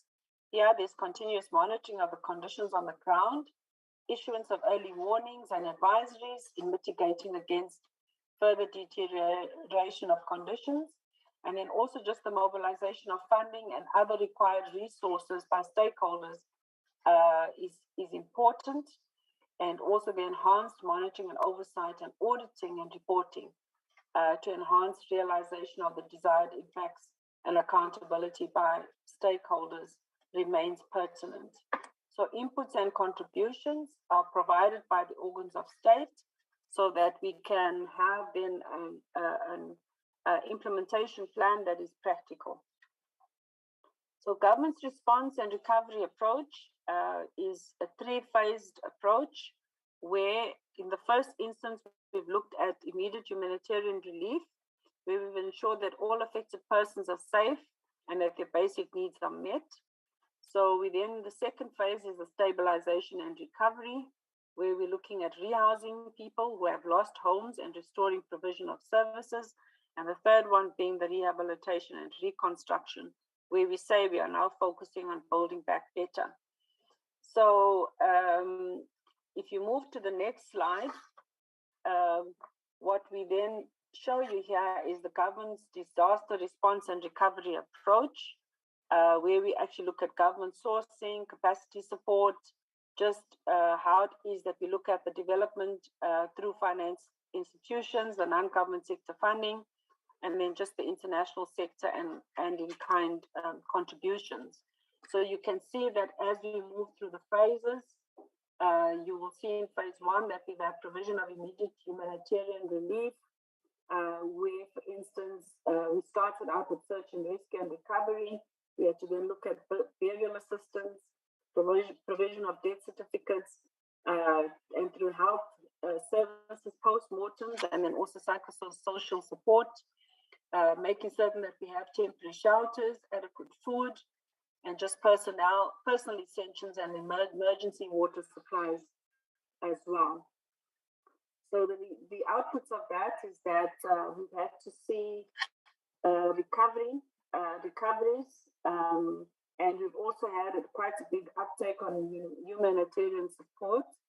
And the outcome is that we've had to ensure that we, through this process, also enhance citizen confidence in the authorities and just making sure that we are mitigating any of the risks, especially of any waterborne diseases that could arise through this flood.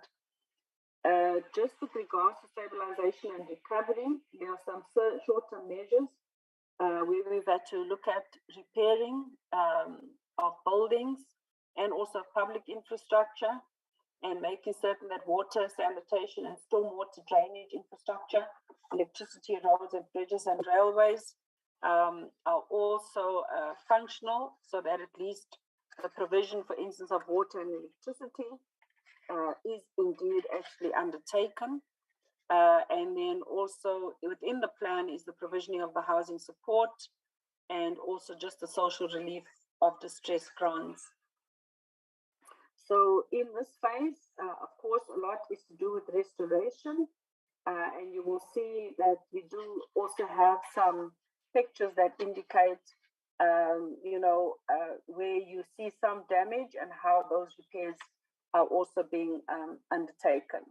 So in the third phase of reconstruction and building, this is more medium to long-term interventions, especially on your bigger projects, where we require repair and restoration of the economic infrastructure, for instance, Sandrail, Prasa, and the Bayhead. But of course, the Bayhead itself, we had to look at some immediate resolutions specifically around it, so that the impact to the economy, especially around logistics economy, is also then reduced. If we can move to the next slide, please. So in phase one, you can see, if you could move to the next slide, some of the immediate government interventions, as I had spoken to, just pictures on the search and rescue, just what was done around the port and the Bayhead region, and also just indicating to us the food parcels that were being delivered and so on. If we can move on to the next slide, the DSD interventions to the affected communities. The primary interventions from social development was really that they actually had a task team that looked at humanitarian support and donor coordinations. There was also immediate support to women, children, and older persons with disability. There was also provision of hot cooked meals, blankets, and dignity packs in the shelters, and also providing psychosocial support and debriefings to families who had lost loved ones. And then just with regards to grants, an amount of 1,800 was provided to the families, and also where children, the uniform to the value of 372 Rand was also being procured largely in the eThekwini and Ilambe districts. So providing of social relief to the distressed and affected communities through SASSA, where individuals were also given 1,200 Rand for up to a period of 3 months. And this also formed part of the voucher flood parcels cash in the case where a deceased family member was also then provided with 1,980 Rand to the family to assist with funerals and also to help with the school uniforms for children where there was need. The DSD also engaged with corporates and stakeholders to provide support in the form of urgent humanitarian relief, where the minister as well of DSD also visited some of the wards, and in particular in Mandeni and Ilambe district municipality, just to engage and support the affected communities. In the immediate humanitarian relief, the management of shelters becomes really important. So we have a shelter monitoring tool, which then verifies firstly that the shelter does exist. And at the moment, we have 98 shelters that have been identified. And we have people who are in the shelter. It's about 8,400 people that are in the shelters across all the districts, but mainly centered within eThekwini. And what we also have in terms of the monitoring is the verification of those that are the beneficiaries within the shelter, and also that they are receiving provisioning of particular services. So if you go to the next slide, you can see the immediate relief that is being provided, although I must say that we are experiencing some challenges around some of that, the immediate relief. But you can see that it relates to sanitation facilities, water services, road access, and then just also food availability, clothing, and whether people have access to medication, and whether there's also mattresses for people to sleep on. If we can then move to the next slide, just with regards to the humanitarian interventions, these are some of the organizations that have provided support, either in kind, mainly in kind, but also then ensuring that there's enough supply of food and food and blankets, etc., for the people that are in the shelters. If we then move to the next slide, this is also then just a continuation of some of the humanitarian efforts that have also been coordinated within the province, with shelters established through donations by various organizations. So you can see the organizations in this slide and the next one. Yes, and you go to the next one as well.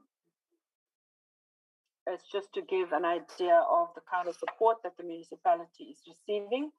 And if you go to the next slide, you'll also pick up on the donor support that has also been provided. In fact, these slides also need to be updated, in that we've also had some other provinces providing some donor support and relief, like the Free State. So if we can then move, just with regards to some of the interventions by the traditional authorities and leaders. So they continue to contribute and mobilize communities and stakeholders in support of the response. So here we also see King KwaZulu-Natal and other traditional authorities, including the leaders when they engage in communities, and also just the Women's Forum, where female leaders and spouses to the traditional leaders have also been collaborating to ensure that there's humanitarian relief. If we can move to the next slide.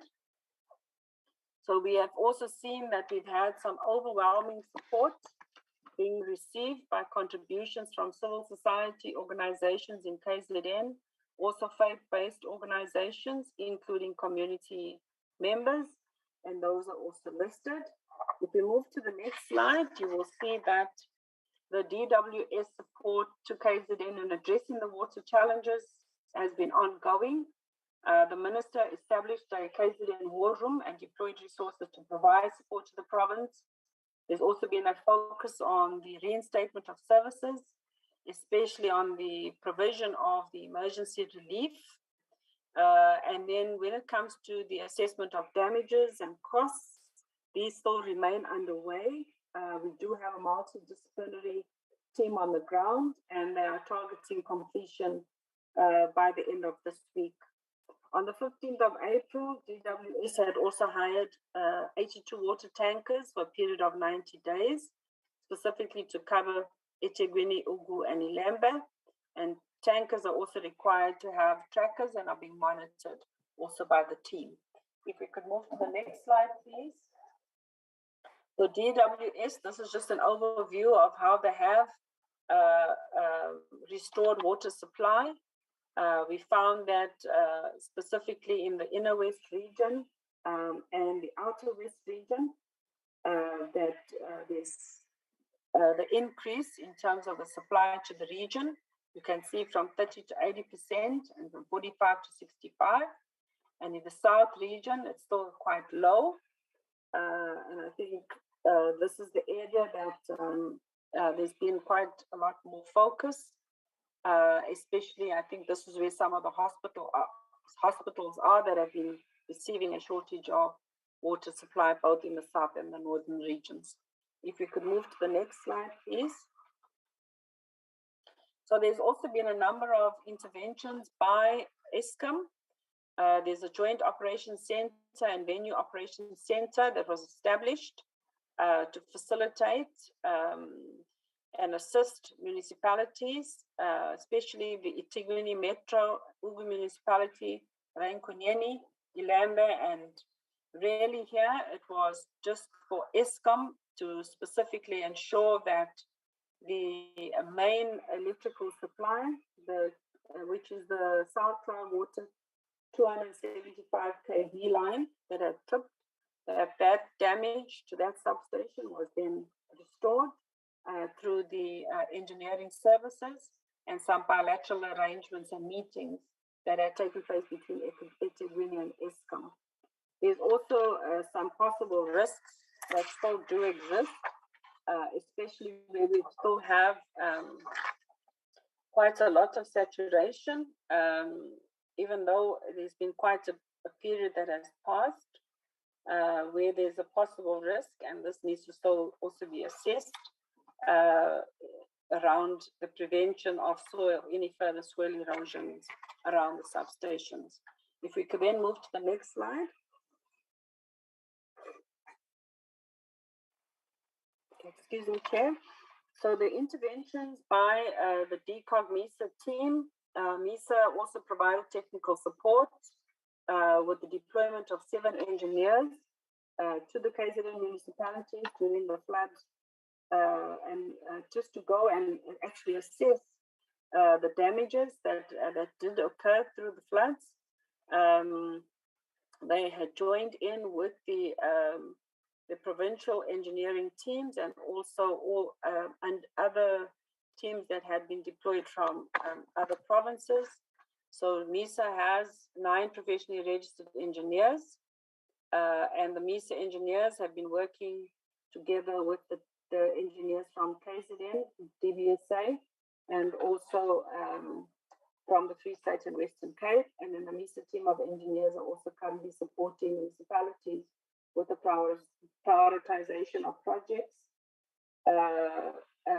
and the reprioritization of infrastructure implementation plans in the Joint Operating Committee. If we could move to the next slide.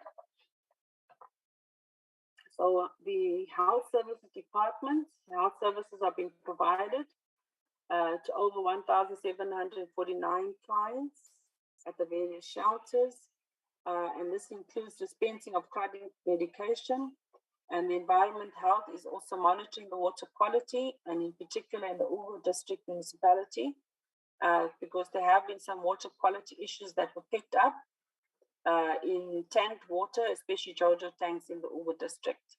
So the health and hygiene education on small scale water purification methods has also been undertaken, and also health awareness on waterborne illnesses and waste management and the COVID-19 protocols is also ongoing. So the hospitals that have been affected are the ones that are listed, and the clinics that have been affected are the ones listed. And in fact, we still have a challenge where we still not have had the activation of water to some of the hospitals, and we're trying to ascertain how it is that we can get those processes expedited. Although I must say that there is water tankers going to the hospitals, but of course it does have an impact on how the hospital functions. If we can move to the next slide, we can pass this one. I see it's a duplication. So the Department of Home Affairs has also gone out specifically to visit the shelters to assess the number of persons that do not have their identity documents or any other of the services that Home Affairs provides on enabling documents. And as at the 25th of April, they had seen 1,305 people, and of those, 640 were needing the services, and they've since also been put through more than 490 applications, either that relate to smart IDs and also the reprinting of birth certificates. If we move to the next slide, I've actually covered most of these items, just indicating what the humanitarian interventions are. If we then move to the next phase, there are some interventions that have been undertaken by the DPWI. Firstly, in assessing what the damage is, just scoping it, costing it, and looking at how it is that we can rebuild infrastructure that we see as being very critical within the province. So there's 5 work streams that have been established. And of course, they specifically focusing on the Durban Air Force Base and just looking at all the government assets. They're also looking at land parcels and resettlements. And of course, we have some data that indicates that there are 660 land parcels that are available, and 258 of these land parcels do still have geographic constraints. But it's important that within the location of these food parcels, specifically in the urban area of Inter-Governmental,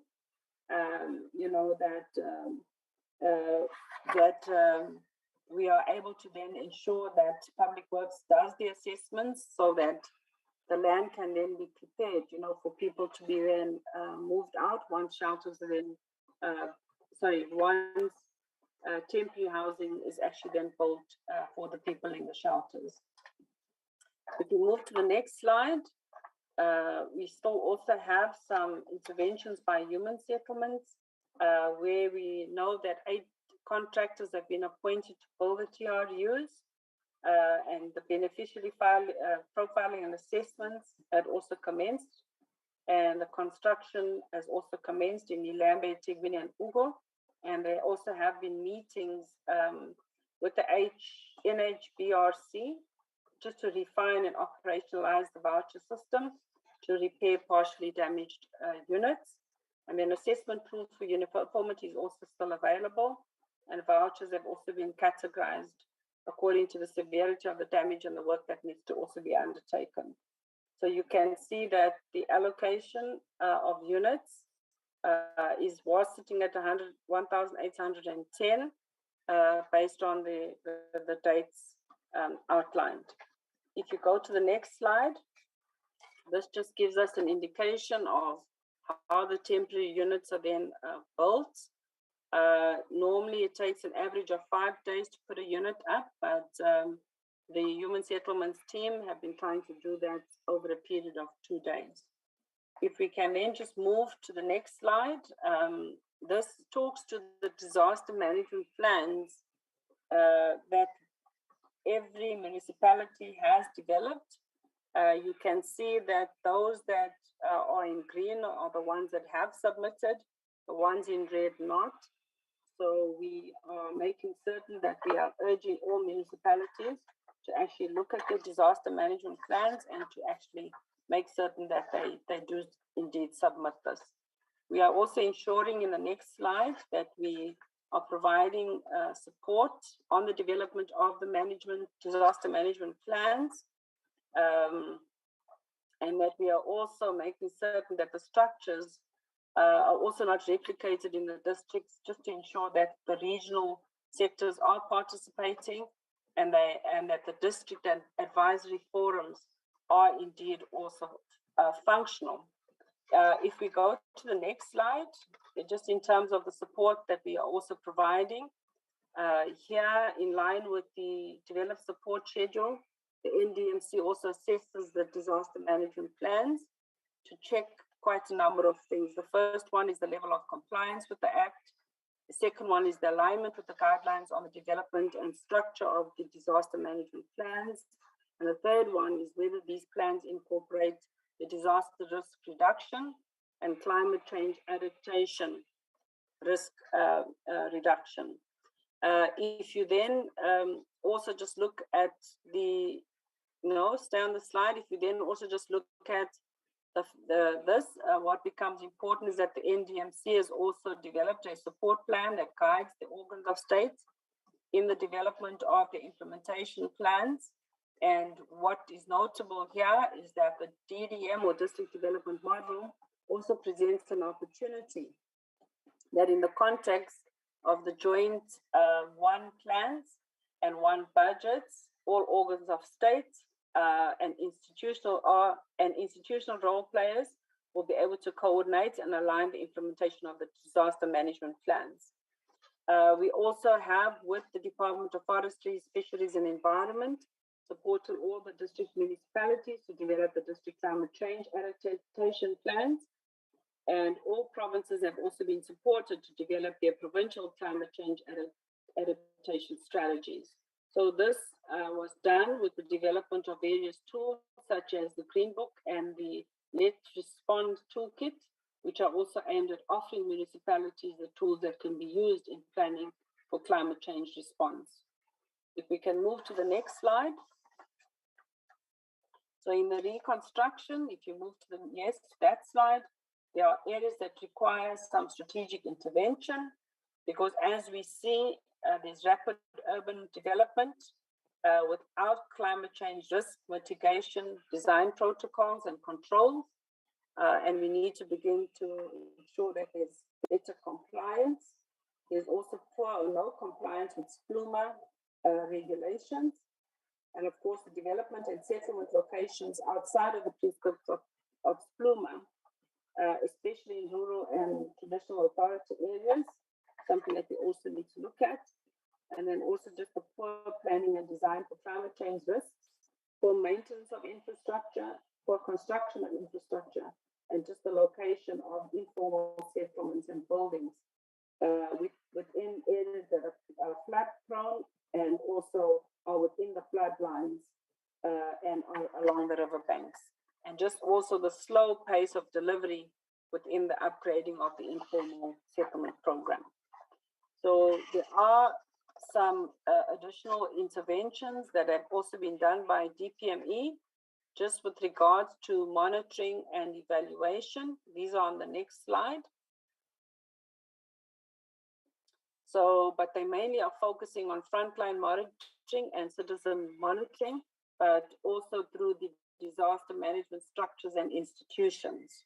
DPME will also then further look at how it is that they will get entities on board, such as the CSIR and the South African National Space Agency, just to provide us with the respective satellite imagery and the HRSC with respect to, the community surveys, because spatial geographic referencing also becomes really important through this process.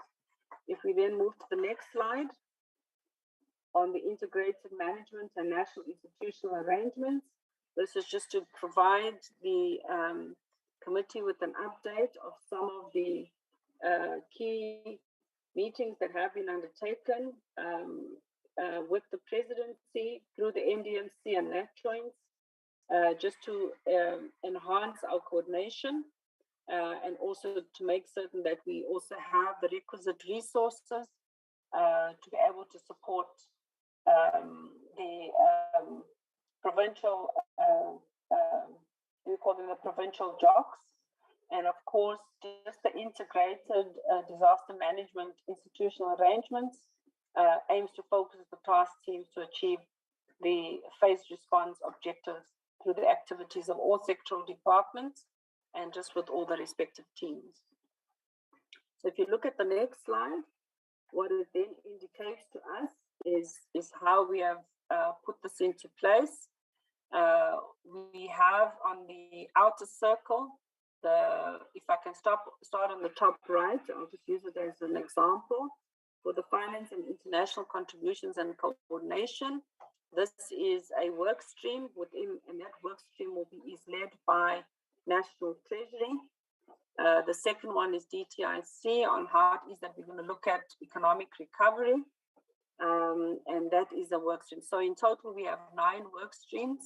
What then becomes important is who leads each of the work streams. And within the work streams, we have the Department of Monitoring and Evaluation that will also then look at progress that is being made. And then what becomes really important is our information management and just our data observatory, because we need to make certain that CSIR and all the other government institutions are also adequately supporting us in making sure that they're able to report on progress that is being made.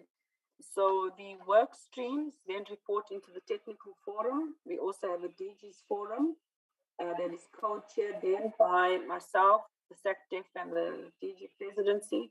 And then we report through into the ICDM chaired by the Minister of Cooperative Governance. And then we then report through to Cabinet. If we can then move to the next slide. Then we have mimicked or mirrored the same kind of structure at the provincial level. So if we can then move to the next slide. So in conclusion, the coordination of response and recovery efforts continues with the focus on the immediate humanitarian relief, stabilization and recovery. And with the drastic spike of the severe weather events, it is evident that the conditions cannot be addressed solely through funding. So this also requires a drastic change in terms of how we work in a more integrated way. And of course, just how we redirect resources and focus on disaster risk reduction, mitigation, and climate change adaptation measures. And then organs of state must also focus on conducting disaster risk assessments to enable the development of practical and implementable disaster management plans. So if we move to the next slide, on the recommendations, we recommend that the SC notes progress on the multi-sectoral integrated interventions to deal with immediate humanitarian relief, stabilization and recovery, as well as rehabilitation and reconstruction phases of the disaster. It also provides support in advocating for the disaster risk reduction and climate change adaptation measures. And it also advocates that the principle of building back better is implemented in the rehabilitation and reconstruction, and also encourages municipalities, provinces, and sector departments to develop, update, review, and submit their disaster management and contingency plans. Chairperson and members of the committee, thank you very much. Thank you very much, DG, for the presentation. Honorable members, we have received full-blown presentation which encapsulates 4 areas: cooperative governance, traditional affairs, MISA, as well as the current flood disasters in the KZN, Eastern Cape and the Northwest provinces. We are now going to discuss, but I just want you to remember that Parliament has established a joint committee to deal with these disasters. And members of the NCOP also form part of this committee. In this select committee, there are 3 members who are part of that committee. They are going to intensively engage with the issues when they receive the presentation as well from the minister and the department going forward. But it was quite important because the department reports to this committee in terms of the accountability lines, that we get the information, the necessary information as the select committee on the disasters which have taken place in those particular provinces and the sort of interventions that government as a whole is making, led by the Department of COPTA. And then thank you very much for sharing this kind of information with us, Honorable Minister and the DG. Now let us discuss, honorable members. We have an hour or 1 hour, 30 minutes to engage with the 4 presentations.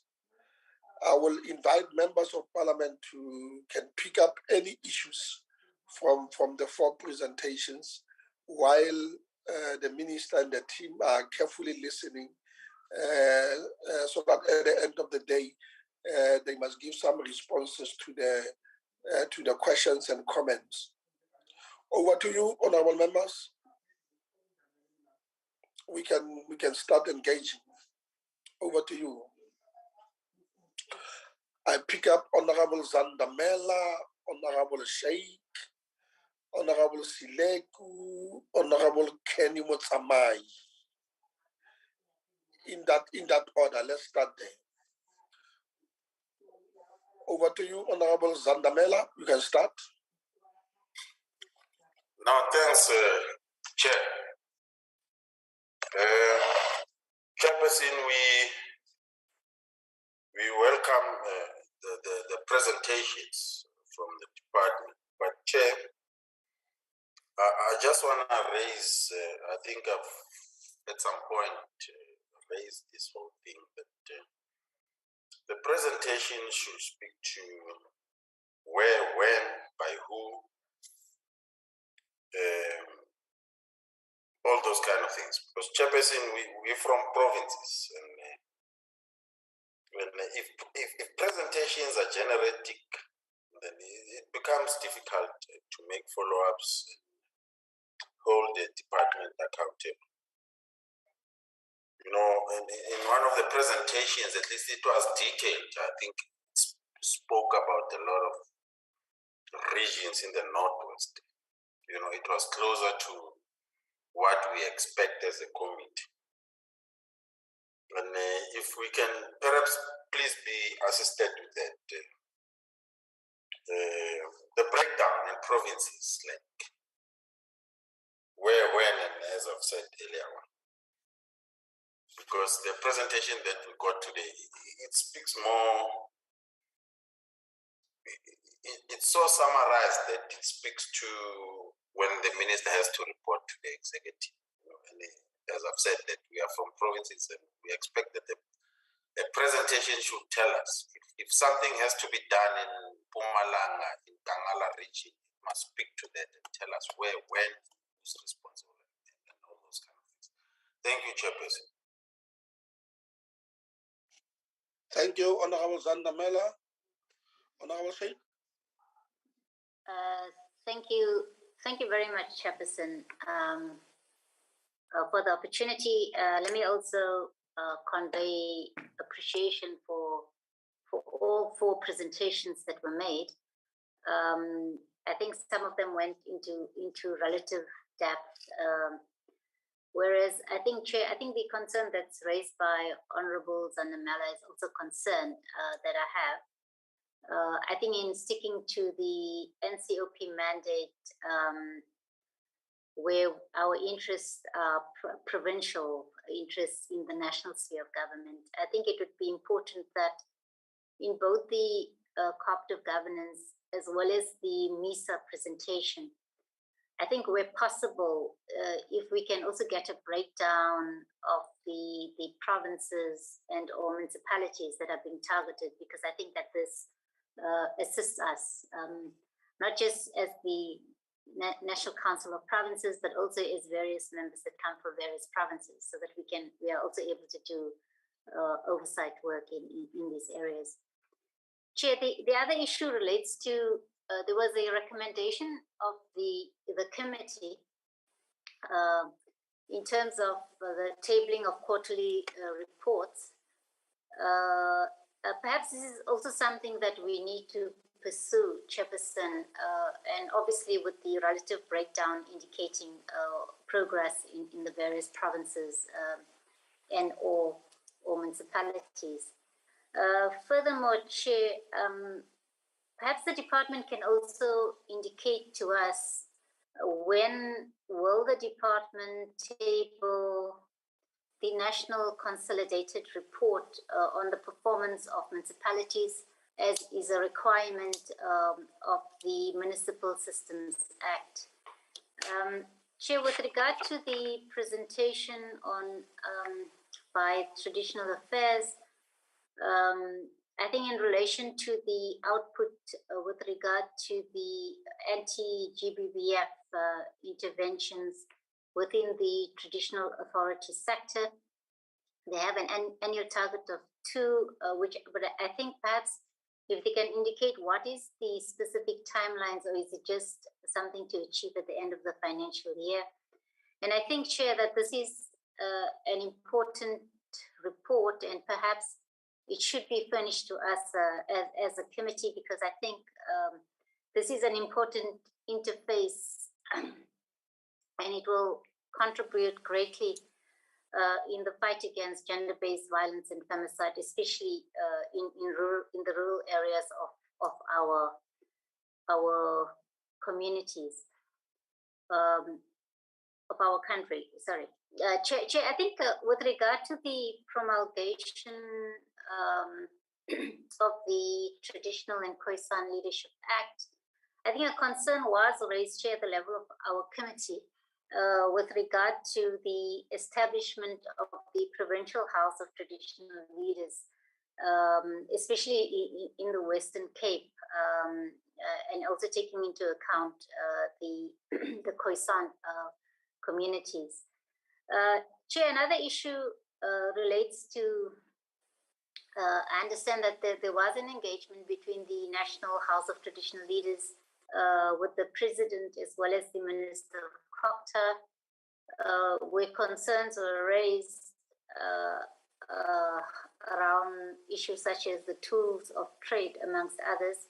Perhaps if we can get an indication in terms of what were the concerns raised by the National House of Traditional Leaders, and what are the commitments being made by government in this regard? Chair, with the MISA presentation, as I've already indicated, if we can perhaps get the breakdown in terms of provinces and municipalities, but also I noted that there were two places or so where the CEO indicated insufficient budget or additional budget requirements.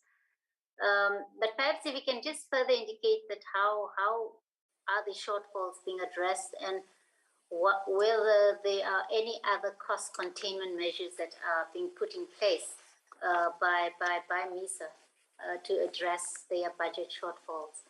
And then, Chair, I think with the disaster presentation, as you've indicated, Parliament does have an ad hoc committee, but I think we should also note and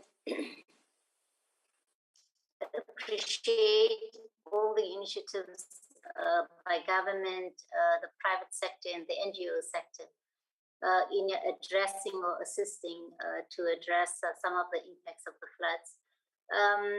And I also note that I think going forward in the planning process, issues around mitigating measures to address the impact of climate change are attempted or are being addressed, although I think the presentation also identifies this as an area that requires strategic intervention. But I think that, you know, for more sustainable, for a more sustainable approach going forward, this perhaps is a matter that needs urgent attention by government. But what also I don't see coming out of the presentation is with regard to early warning systems, what is being done around this, whether they are being developed, improved, and or resuscitated. Perhaps if we could get some input on that. Thank you very much, Chair. Thank you, Honorable Sheikh. Honorable Sileko. Good morning, Honorable Chair, and to the Honorable Minister, to the Honorable Deputy Ministers that are on the platform, and the staff, and especially my colleagues in the Select Committee. Chair, one would like to appreciate the presentation, all four of them, and I won't dwell on what my colleagues have stated in terms of the specifics per province.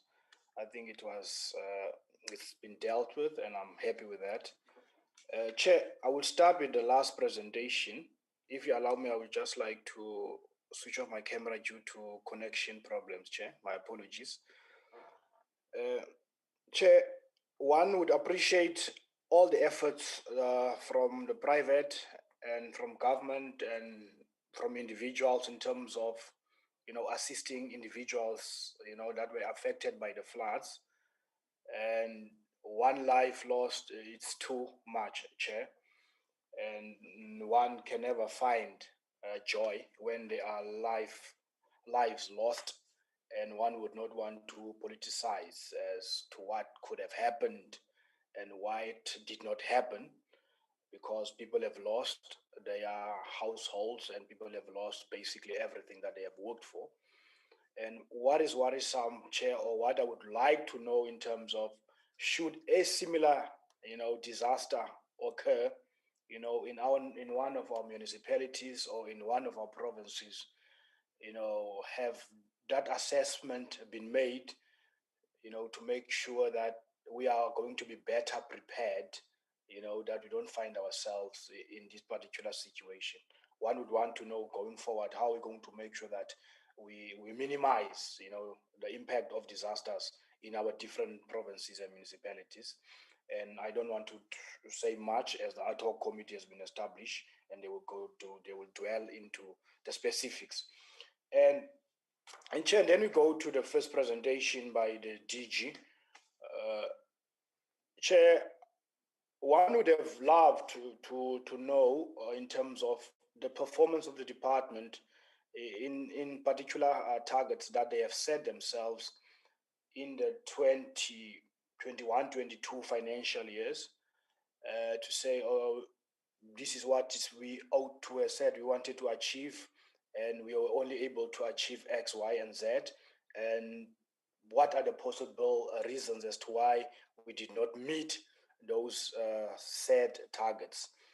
And one don't see that, and in most presentation that one gets is that you only get new targets for the new financial year 22-23, but they don't go to the past and say, okay, this is what we have achieved, and one don't even know how many of the old, you know, targets that were not achieved have been taken over or carried over to this financial year. Nonetheless, Chair, I would just want to pose some few questions of clarity in terms of the first presentation.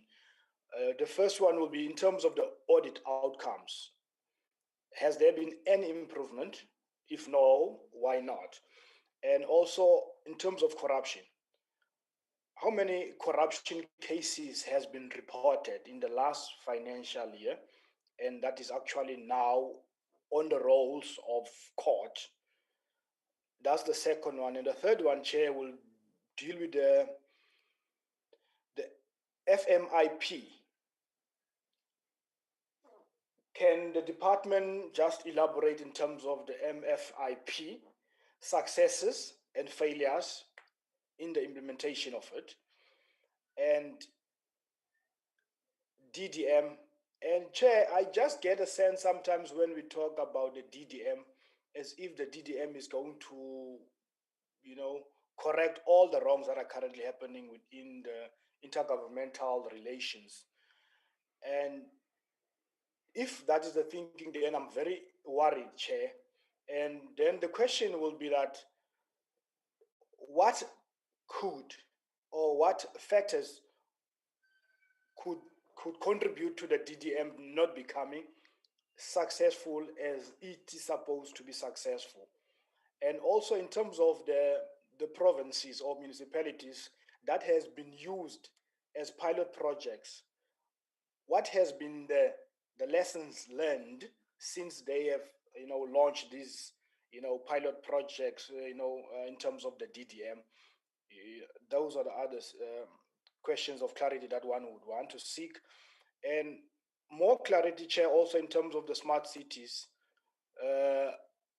Where will these smart cities be?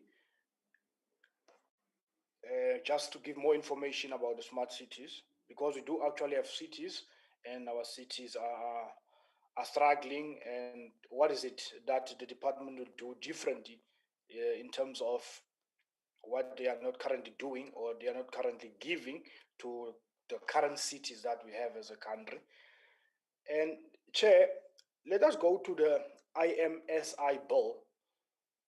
This bill has been coming, and now I'm just worried that we will finish the 6th administration and this bill will not even been signed by the president. Why is this bill taking so long? I just need clarity on that one, Chair. And on the 64 dysfunctional municipalities, if my memory serves me well, Chair, these 64 were identified before the 1st November general local government elections.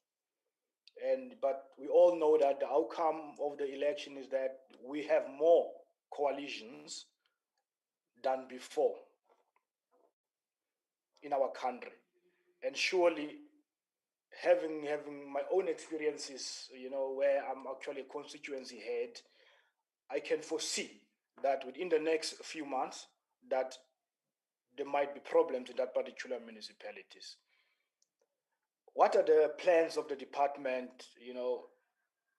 in zooming in, proactively, especially in provinces where there is a lot of, coalition municipalities where they govern by one seat, where the partner can move away tomorrow and everything, and there seems to be a lot of problems in these coalitions, and the department really needs to zoom in to make sure that all the red lights are identified, before it becomes worse.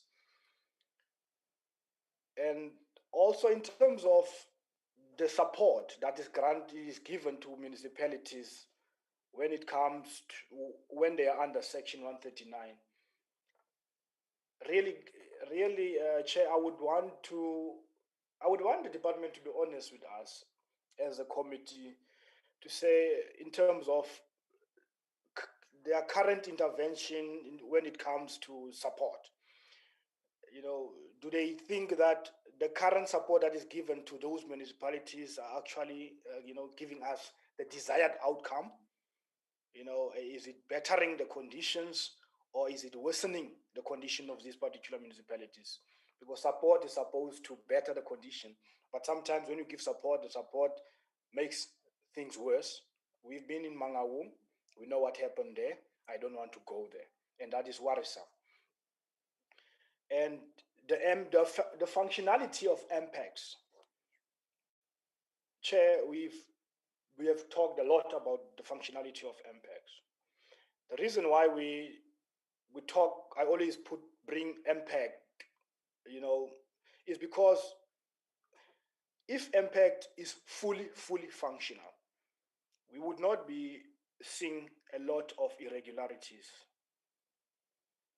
in these municipalities that we visit. So one would want to know, how does one define a functional MPAC? How does the department, determine whether an MPAC is functional? And also on the CWP, Chair, to have training opportunities and to giving people opportunities for 3 to 6 months, it's well and good, because we all know that in our country we are confronted by unemployment, inequality, and poverty. And one would want to assist in whatever way one has. But what is worrisome, Chair, is that you put people on CWPs, and which mostly these CWPs are mostly politicized. It's councillors are more involved in the CWPs than anybody else. And one would want to know, what is the exit plan? It's good and well to train about 250 people in a financial year, and then those 250,000 that you have trained, what happens to them when you have done training them? Do they go back to where they were, unemployed, or what other alternatives is there for them after being trained? And the other one, Chair, I would want to hear the minister's views in terms of local government. Does Umama think that local government is sufficiently funded, or do we need to lobby for more funding for local authorities within our different provinces? Then if she agrees with me that municipalities are underfunded, what is it that the department is looking at to make sure that we deal with those municipalities that are underfunded? And also the other one, the professionalization of local government. I'm glad the DM is the former president of SALGA. Are we making progress in that regard? And this one is directed to the DM. Are we really making progress in making sure that local government is professionalized? Because, colleagues, if we don't fix local government in our country, we are not going to deal with unemployment, inequality, and poverty in our country. I can say a lot about local government, Chair, but I will rest there. Then and go in terms of the traditional affairs, Chair. All you hear in most of the time is that there is a lot of litigation cases. One would want to know, how much has the department spent on litigation when it comes to traditional affairs, and does the department think that there is stability in the sector? And if not, what is the department planning to do to make sure that that the integrity of our traditional houses it's not tampered with, and that it gets the respect that it deserves, and that they are more they are doing more work in terms of always being in courts, and as if there is no families trying to fight amongst themselves as who should be the king and who should be the queen. And how do we really change that and make sure that there is peace within these traditional houses? And on the last one, which is MISA, Chair, when MISA, I really don't know how one gets supported as a local municipality. I would like just to know that when a municipality wants to be assisted, does the municipality by itself go to MISA and ask for support? Because why I'm raising this question is that you'll find most of our municipalities, knowing that MISA is there, they still do not spend on their infrastructure grants. So one would want to know, in terms of program 2 and 3, in the last financial year, in terms of your target, what has been your targets? And what is it that you have achieved? And if not, what is it that has made you not to achieve such? And what is it that you need to do more to make sure that the grants that is allocated for infrastructure, it's spent, to a minimum, let's say 95 to 100% on every financial year, so that we don't see municipalities, asking for rollovers. And, for some municipalities, grants been taken, to another municipality. But there is an institution like MISA that is there, to facilitate and assist so that such things do not happen. Why do I get a sense that there seems to be no understanding from the local sphere, in terms of when they are incapacitated in terms of project managers and project implementers, that there is a body that can make it possible for them to give them that skill.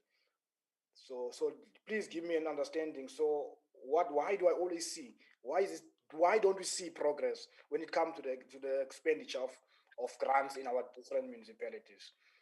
Yeah, Chair, I think that's where I will leave it. Thank you very much. Thank you very much, Honorable Sileku. I will take Honorable Motsamai. Chairperson.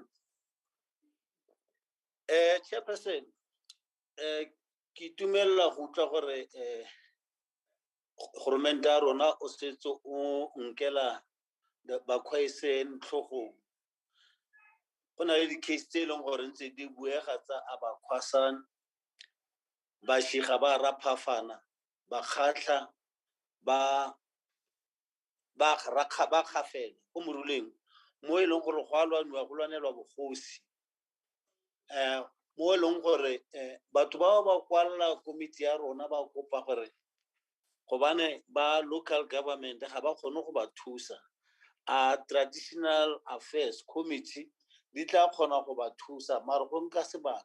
Re tlo ya leng, ke ne ke batla gore minister ka mfitisa fa gore re tlo ya leng for oversight gore re kopane le ba shiga ba raphafana ko Rustenburg kwana re kgone go utlwa gore setla sa puo e ka ba e leng ka gobane go lwanelwa bogosi ba lwana le batho ba fokeng go tswa go Lesotho. A batho ba ke bone batho ba e leng gore ba ra tre bogosi ba raphafana ba shiga go moruleng go na le bothata le bone ka ba khatla ba go Botswana go motšhudi ba batla go busa ka kwana mo e leng gore ba khatla ba ka mo ga bana one matla ba local government ga ba tsenelle. Re tlo ya leng teng mo rona re le committee o minister am fitise gore re tla ilukisa ya taba ena. Ke a leboga Chairperson. Ke a leboga Honorable Motsamai. I hope the DG of Traditional Affairs understands what Honorable Motsamai is saying. If not, I can quickly give a summary of that. DG, have you noted the question? I have, Honorable Chair. Thank you very much. Oh, good. Yes, thank you very much. Let me go to Honorable Karen Fisser. Good afternoon, Honorable Ministers, Deputy Ministers, and colleagues, staff, and personnel. In terms of the DCOG strategic outcomes, if I look at the plan, at the 6-point plan that they have, I am only concerned that a plan is as good as if it is implementable. Is it implementable for local municipalities, especially those in the rural areas, especially those in the northern provinces, to be able to function as according to their, let's start just at their constitutional obligations. If you look at citizen engagement, It's non-functional. It is not there. And it's not that I don't know it or that I just mention it. I've been there. I've seen it. Citizens complain all the time. Some of them, like last I had a meeting of a budget meeting or a IDP meeting more than 10 years ago. They never see that basic services is absolutely in a disaster and non-existent. There is no refuse removal, collapsing electricity infrastructure. When ESCOM outages, load shedding comes and it's been switched on, everything explodes in those little towns. There's no water. Sanitation is all over. Wastewater treatment plants is decanting into rivers. And I want to know also from the Department of Water and Sanitation, when last was a directive issued to a municipality constantly as a way of management, decant untreated sewer into our natural resources. That is the things that's going on. So to talk about financial viable municipalities, that is not possible. I do not know how we are going to get them viable again. Because if you look in a place like Mamuza, Swazireneke, where they have now, their case is at the Hawks apparently, but where 3 credit cards for Woolworths with the amount of 90,000 Rand per month is spent. Corruption and fraud of high profile ANC former councillors, mayors, getting 1.2 million out of the municipality's equitable share. Those are the things that is worrisome, because people are sitting more and more out of local economies are suffering, and more people are subjected to the most inhumane conditions. So to get sustained good municipal governance, I want to know what is the plan, because we have had so many plans in the last 25 years. Plan upon plan comes. It goes to, I was part of a municipality. They will table it in a municipality and then they will laugh about it and think, well, they just go on as they did before. They did not implement MSCOA, nothing of those things. Will they implement what the good plans of the ideal municipalities that we at the top structure are talking about? Will they be able to implement it? And if they do not implement it, is there any consequence for these municipalities? And we can see it in the number of interventions that comes and goes. Intervention upon intervention that is a total failure. You can take any one of these municipalities in the Northwest. They did not have one intervention. They have subsequent, the one after the other. If one administrator walks out, another one comes in. Administrators are not up to standard. They're not skilled enough.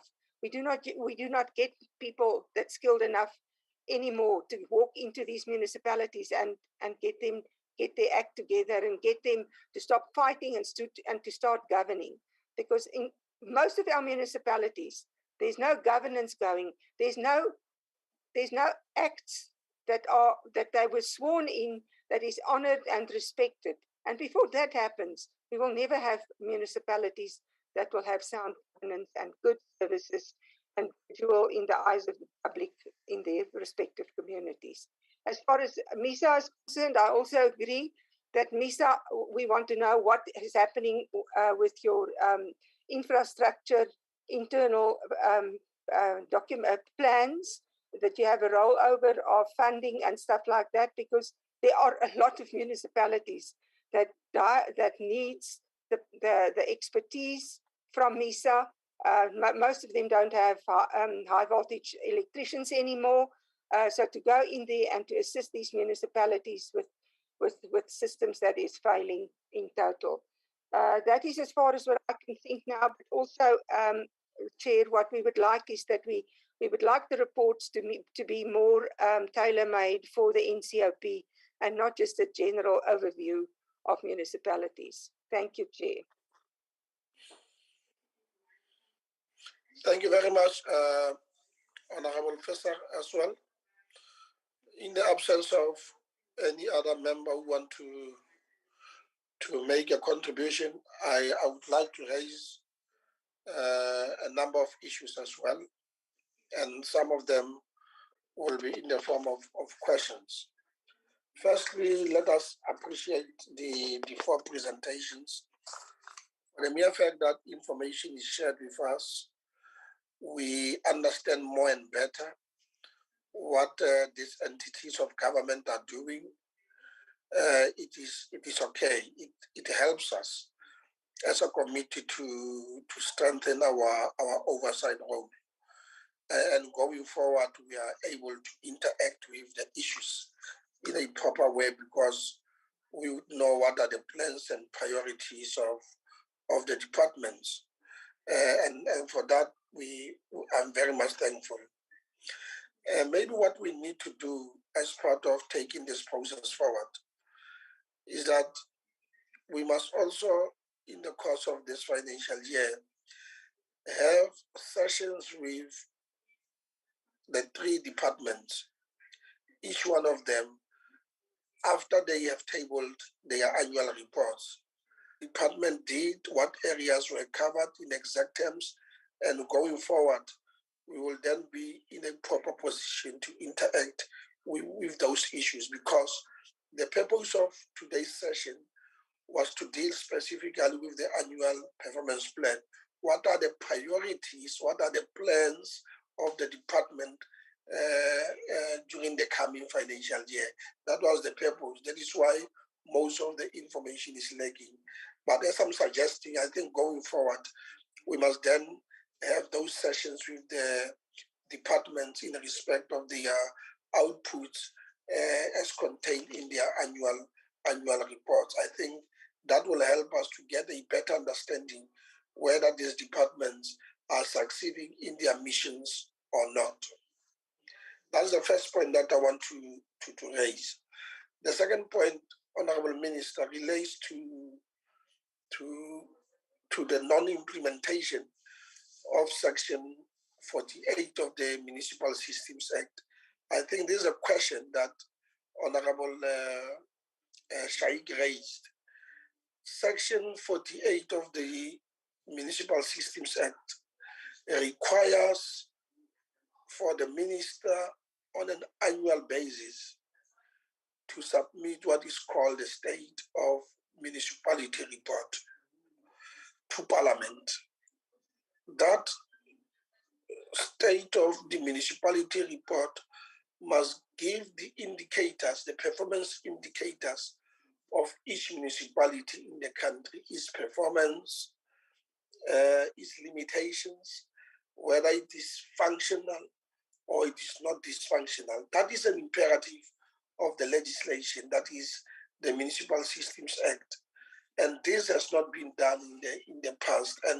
And our express view is that that report must annually be served before Parliament, so that with that report, we must use it as a tool to make a proper assessment on our own view on the state of municipalities in the country. And I think this is an area that we need to look at, and I sincerely implore the minister to look at that so that annually a report gets presented to Parliament.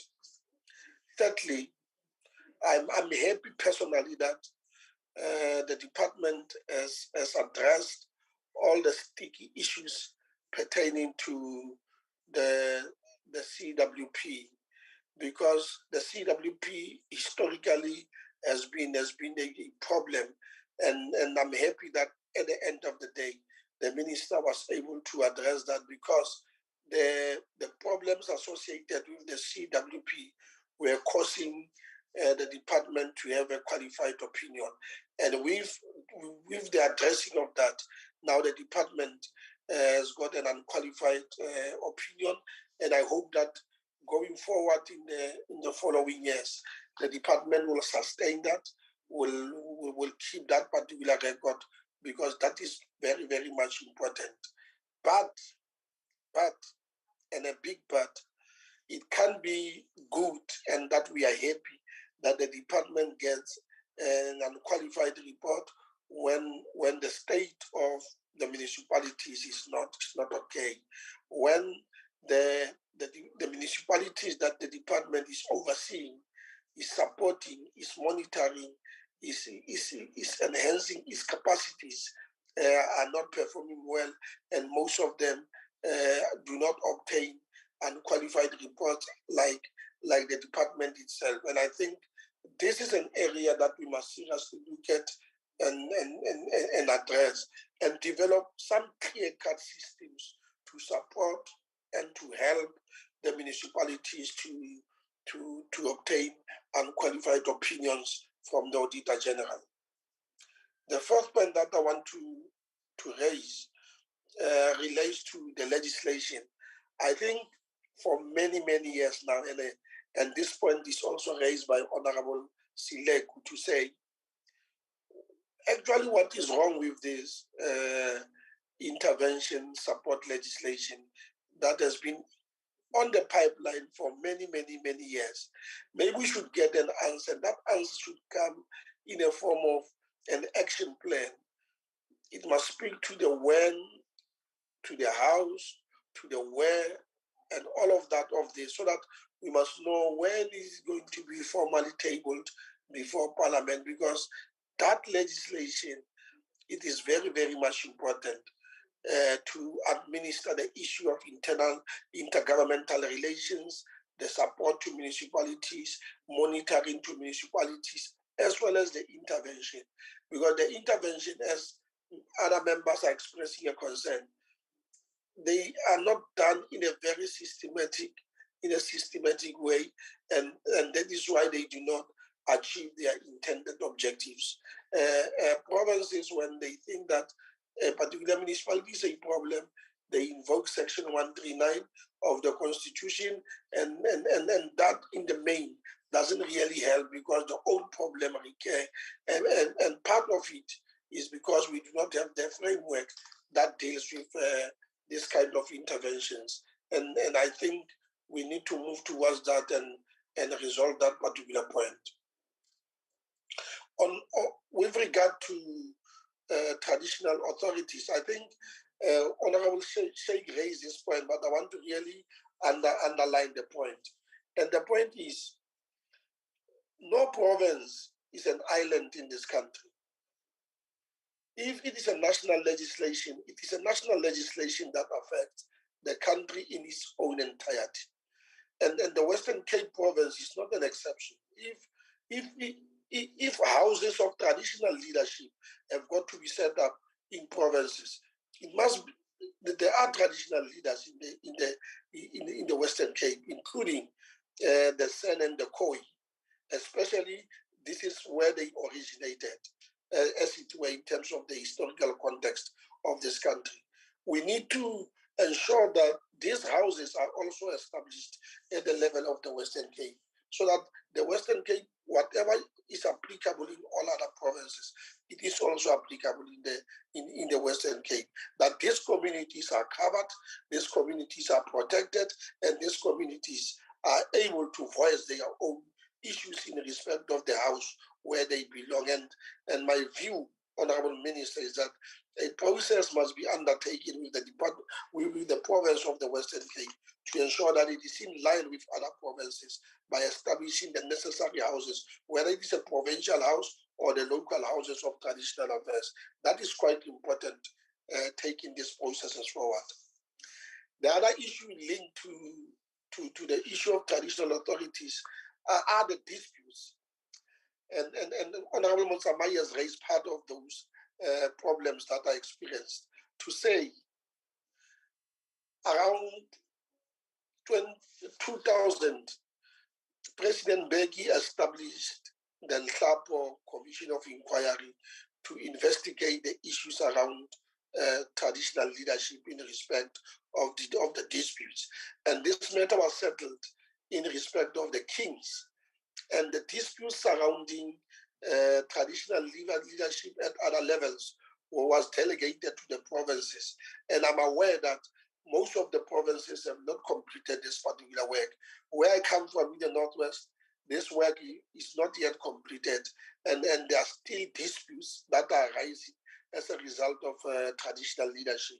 And I would sincerely implore the department to go and look at that particular aspect, to take it forward, so that wherever the disputes are, they need to be resolved, because most of them are in courts, and the disaffected people resort to court to litigate instead of finding a solution, or without the provincial departments facilitating these processes and settling these particular matters in the way that they've got to settle them. With regard to MISA,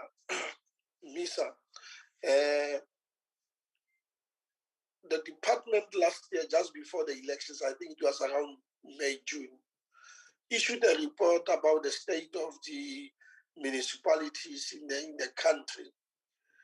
And it indicated that there were 64 municipalities which were basically dysfunctional.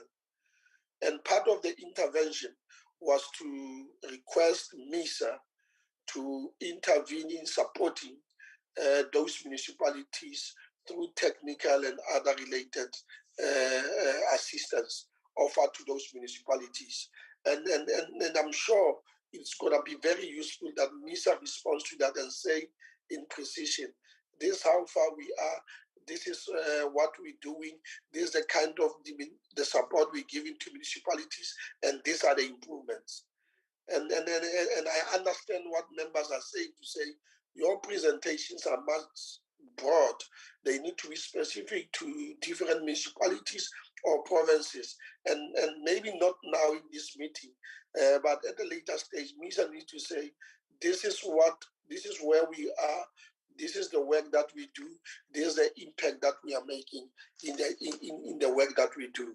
Yes, I'll stop there. I will not venture into the issues of the disasters. Just to be thankful and be grateful of the role that the department continues to play.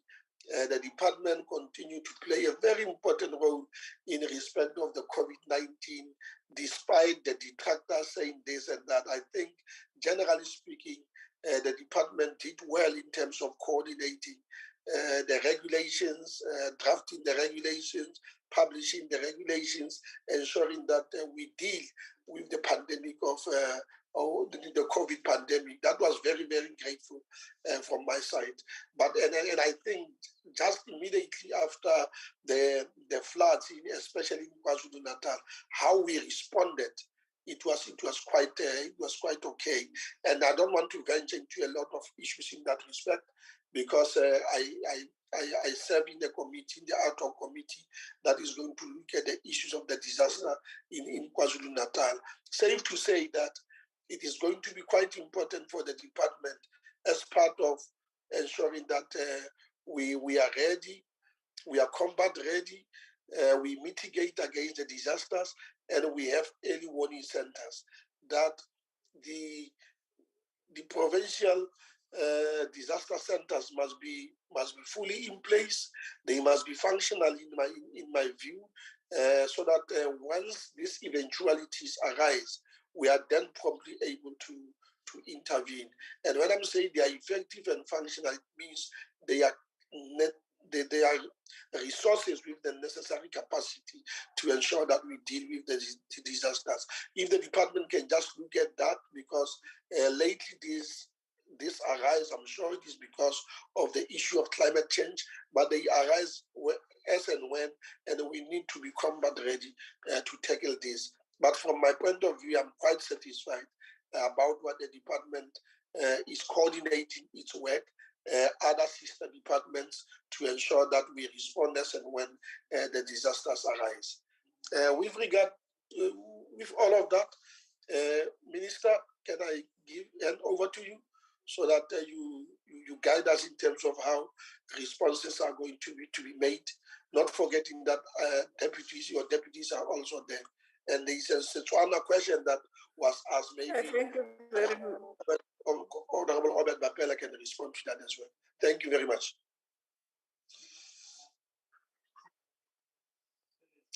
Over to you, Minister. Thank you very much, Honorable Chair, and thanks to the Honorable Thank you very much, Honorable Chair. Can you hear me?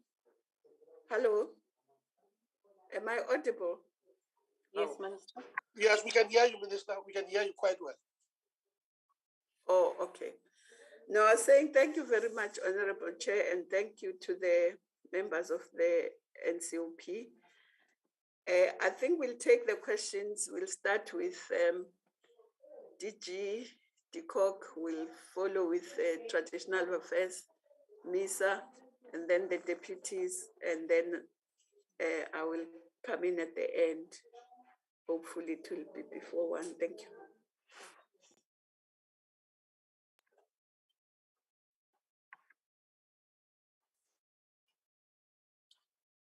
No, thank you so much, Honorable Minister and Deputy Ministers and the Honorable Chair and members.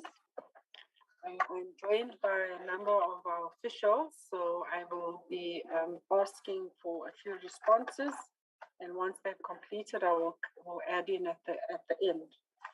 So that's just to start out then on all the questions as they relate to the support in the local government space. I will ask for Mohammed Mabidilala to respond.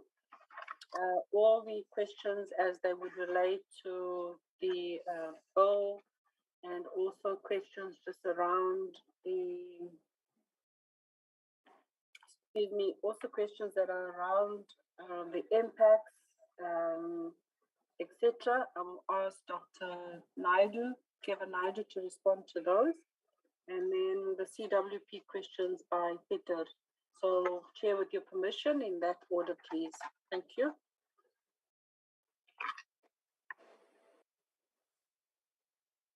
Good afternoon, Chairperson, honorable members, Minister and Deputy Ministers, the accounting officers, and the colleagues on the platform. I'm going to respond to the questions that relate to number 1, the Imsi Bill, which has to be presented in Parliament. Whilst I agree that the chairperson has requested that we do this in writing, but I need to give some progress in terms of where we are with the Imsi Bill. We are at the point where we have processed the bill to the state law advisors. As members would know that it has to be assessed for constitutionality, and a certificate has to be given. We have since finalized that process, which concluded now in February. We also had to submit the bill to the presidency to subject it to the socio-economic impact assessment. And that is the process that took a little bit longer, but we are now at the stage where we have received a pre-certification, and we are at the point now where the bill can be processed through cabinet committees, and we are envisaging that if our timetable, which we will submit to the committee, goes the way in the right way, we will then be able to submit the bill to introduce the bill to Parliament by July, taking into consideration that we have to go through the cabinet committees. The second question relates to the 64 dysfunctional municipalities.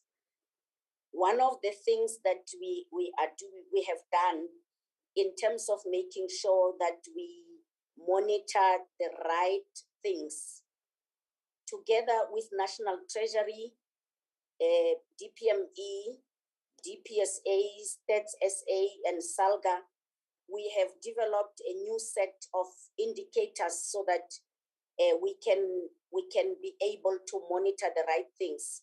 And that set of indicators are those indicators that the minister is empowered to then review the municipal planning and performance management system so that these indicators will be regulated. Members would know that the last regulations were the regulations of 2001. And what we are doing together with National Treasury is to then develop an early warning system so that we can be proactive in monitoring our indicators. However, this does not mean that we are not monitoring. We're monitoring municipalities, hence from our monitoring, we identify the 64 municipalities. The support that we are providing, that is the third question, to these 64 municipalities is provided for by ourselves, MISA, and National Treasury, and other sector departments. We have partnered with the National Treasury as a COPTA, and at the provincial level, the departments of COPTA and the provincial treasuries are also responsible for coordinating and supporting these municipalities as part of mobilizing support to make sure that they get out of being dysfunctional. In addition, what was present, in addition to these 64, there are, out of the 64, there's 43 which were identified by National Treasury as being financially distressed.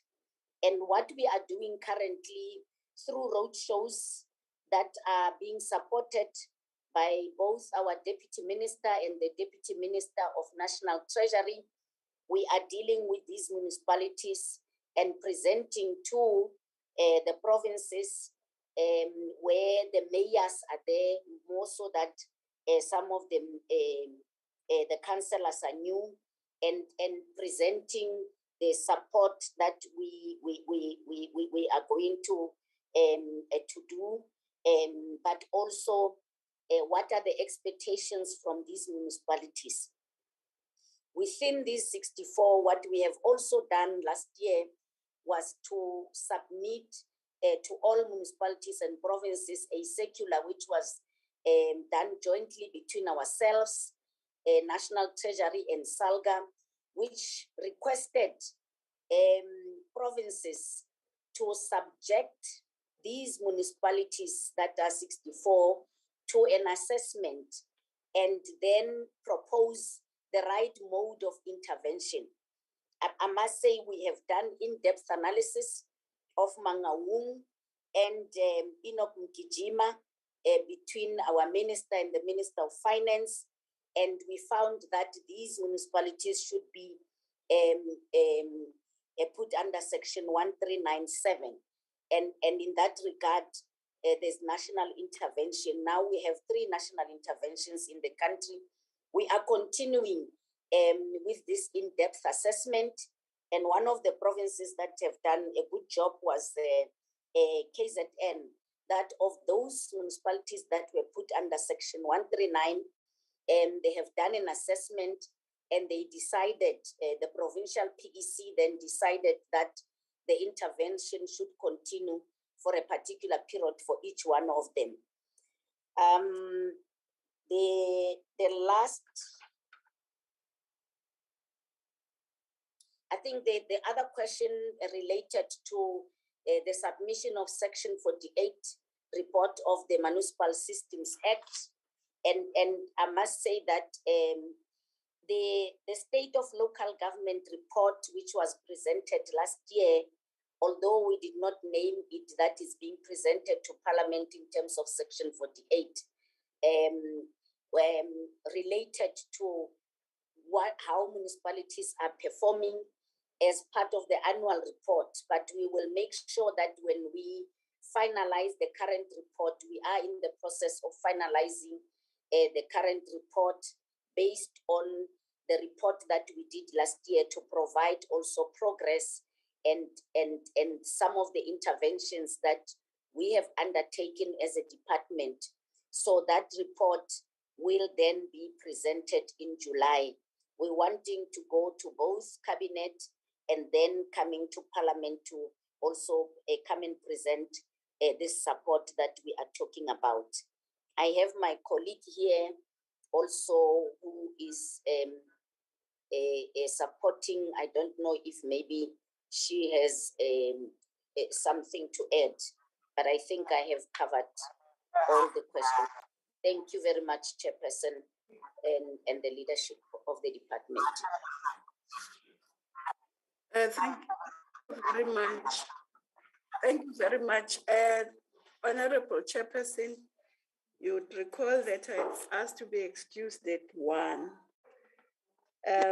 If you don't mind, I'll just answer maybe the question that was directed to me specifically before I leave, because it's after 1 already. Yes, it's okay. Is that okay, Chair? Yeah, it's okay, Honourable Minister. Okay, thanks. Yes, I was actually about to make Chair, let me just say that the question was very direct. Thanks. Okay. The question was direct: is local government sufficiently funded? My view is that it's not. And we have been discussing with Treasury about how to resolve this, because it's not something that COGTA can resolve. And it would really help if all of you can lobby for that. Because I think the assumption that was done initially, that all municipalities their own revenue, was a wrong assumption. Not all municipalities are able to collect sufficient revenue. Some of them, it's not because they are dysfunctional, it's just because there is no revenue base where they are. People aren't working, it's a rural, no economic activities, no economic development. So people are not, the majority of people are indigent. So that is part of the problem. That assumption was incorrect. And therefore, I think the division of revenue is not correct, because municipalities get the least because it was assumed that they'll be collecting their own revenue. Metros, maybe they do, and big cities, but the others are able to collect their own revenue. And it is also for that reason that are not even able to budget for maintenance and repairs. And that's why we've talked to Treasury, and we've now convinced Treasury that at least part of MIC, which initially was not allowed, they were not allowed to for maintenance and repairs. We have now agreed with Treasury that at least 10% of MIC can be used for maintenance and repairs, and another 5% for asset planning. So those are the efforts that we're making. But the big issue for me is that local government should be funded differently. So that's the simple answer to that question. But I also just want to say, even though we have not really got a unqualified audit yet, we go a long way, because when we came in 2019, there'd been 2 years of disclaimer in the department, and the chair is correct that most of it came from CWP. So we are trying our best, and we hope that eventually we'll get there, but at least we are not, we didn't get disclaimers last year. So, Chair, I would have loved to speak more, but because the deputy ministers are here, I'm quite comfortable that they will deal with whatever will not be dealt with by the officials. Thank you very much, Chair. And may I then be excused. Excuse me, and thank you very much for your attendance and support as always. Thank you very much. You are excused. We will proceed with the rest. Sorry. Thank you, Chair, if I may. Thank you. Goodbye. Okay, can you go back, DG? You were guiding in terms of who must respond to the questions. Continue to do that. Thank you, Chair. If I may then call upon Dr. Naidu, please. Thank you very much, DG. Good afternoon, Honorable Chair, members of the committee, Minister, if Minister is still around, our Deputy Ministers, and our colleagues. Honorable Chair, I'm going to respond to two main issues that were raised by Honorable Zileku, and those issues are matters relating to coalitions, and then the second matter around municipal public accounts committees.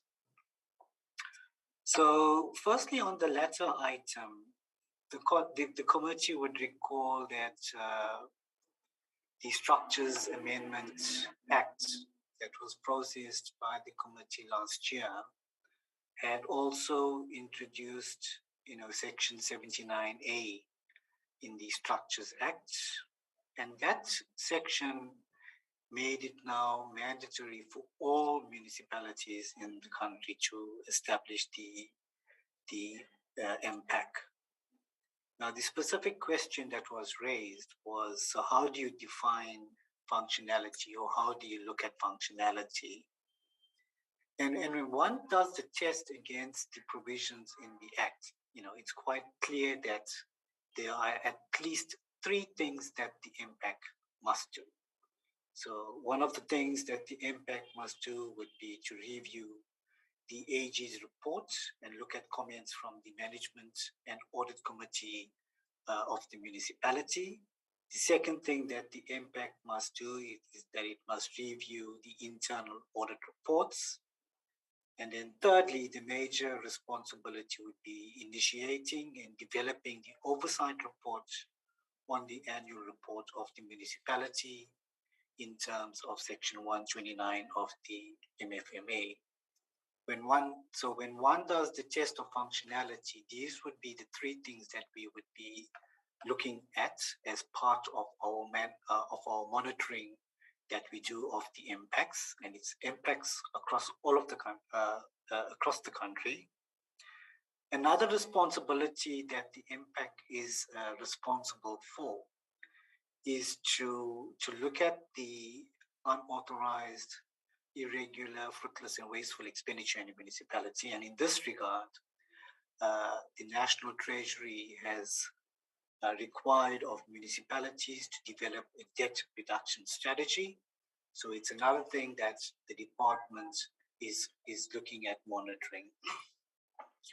So it's all of these responsibilities that has been endowed upon impacts that we would be looking at in terms of identifying their functionality, but to also try and assist the impact as a committee.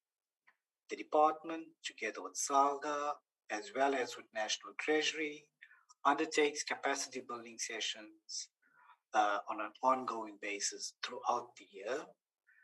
Some are dedicated sessions that we would have, but a lot of them are sessions that we would do on a demand basis. So if a district or a family of locals within a district would want to be capacitated or to be, the inner workings of how impacts should operate, we would provide that capacity building session to them. But in addition to that, the department also developed various tools to assist impacts in relation to what they must do. So we've developed a series of short videos unpacking how impacts should undertake their work. It's short 3 to 4 minute videos that we've developed. We've developed a brochure to assist impacts in relation to their work, but also, a simple calendar kind of poster that we've made available so that, impacts would need to know what they would need to do on a month-to-month basis. So that's specifically, Honorable Chair and members, on impacts.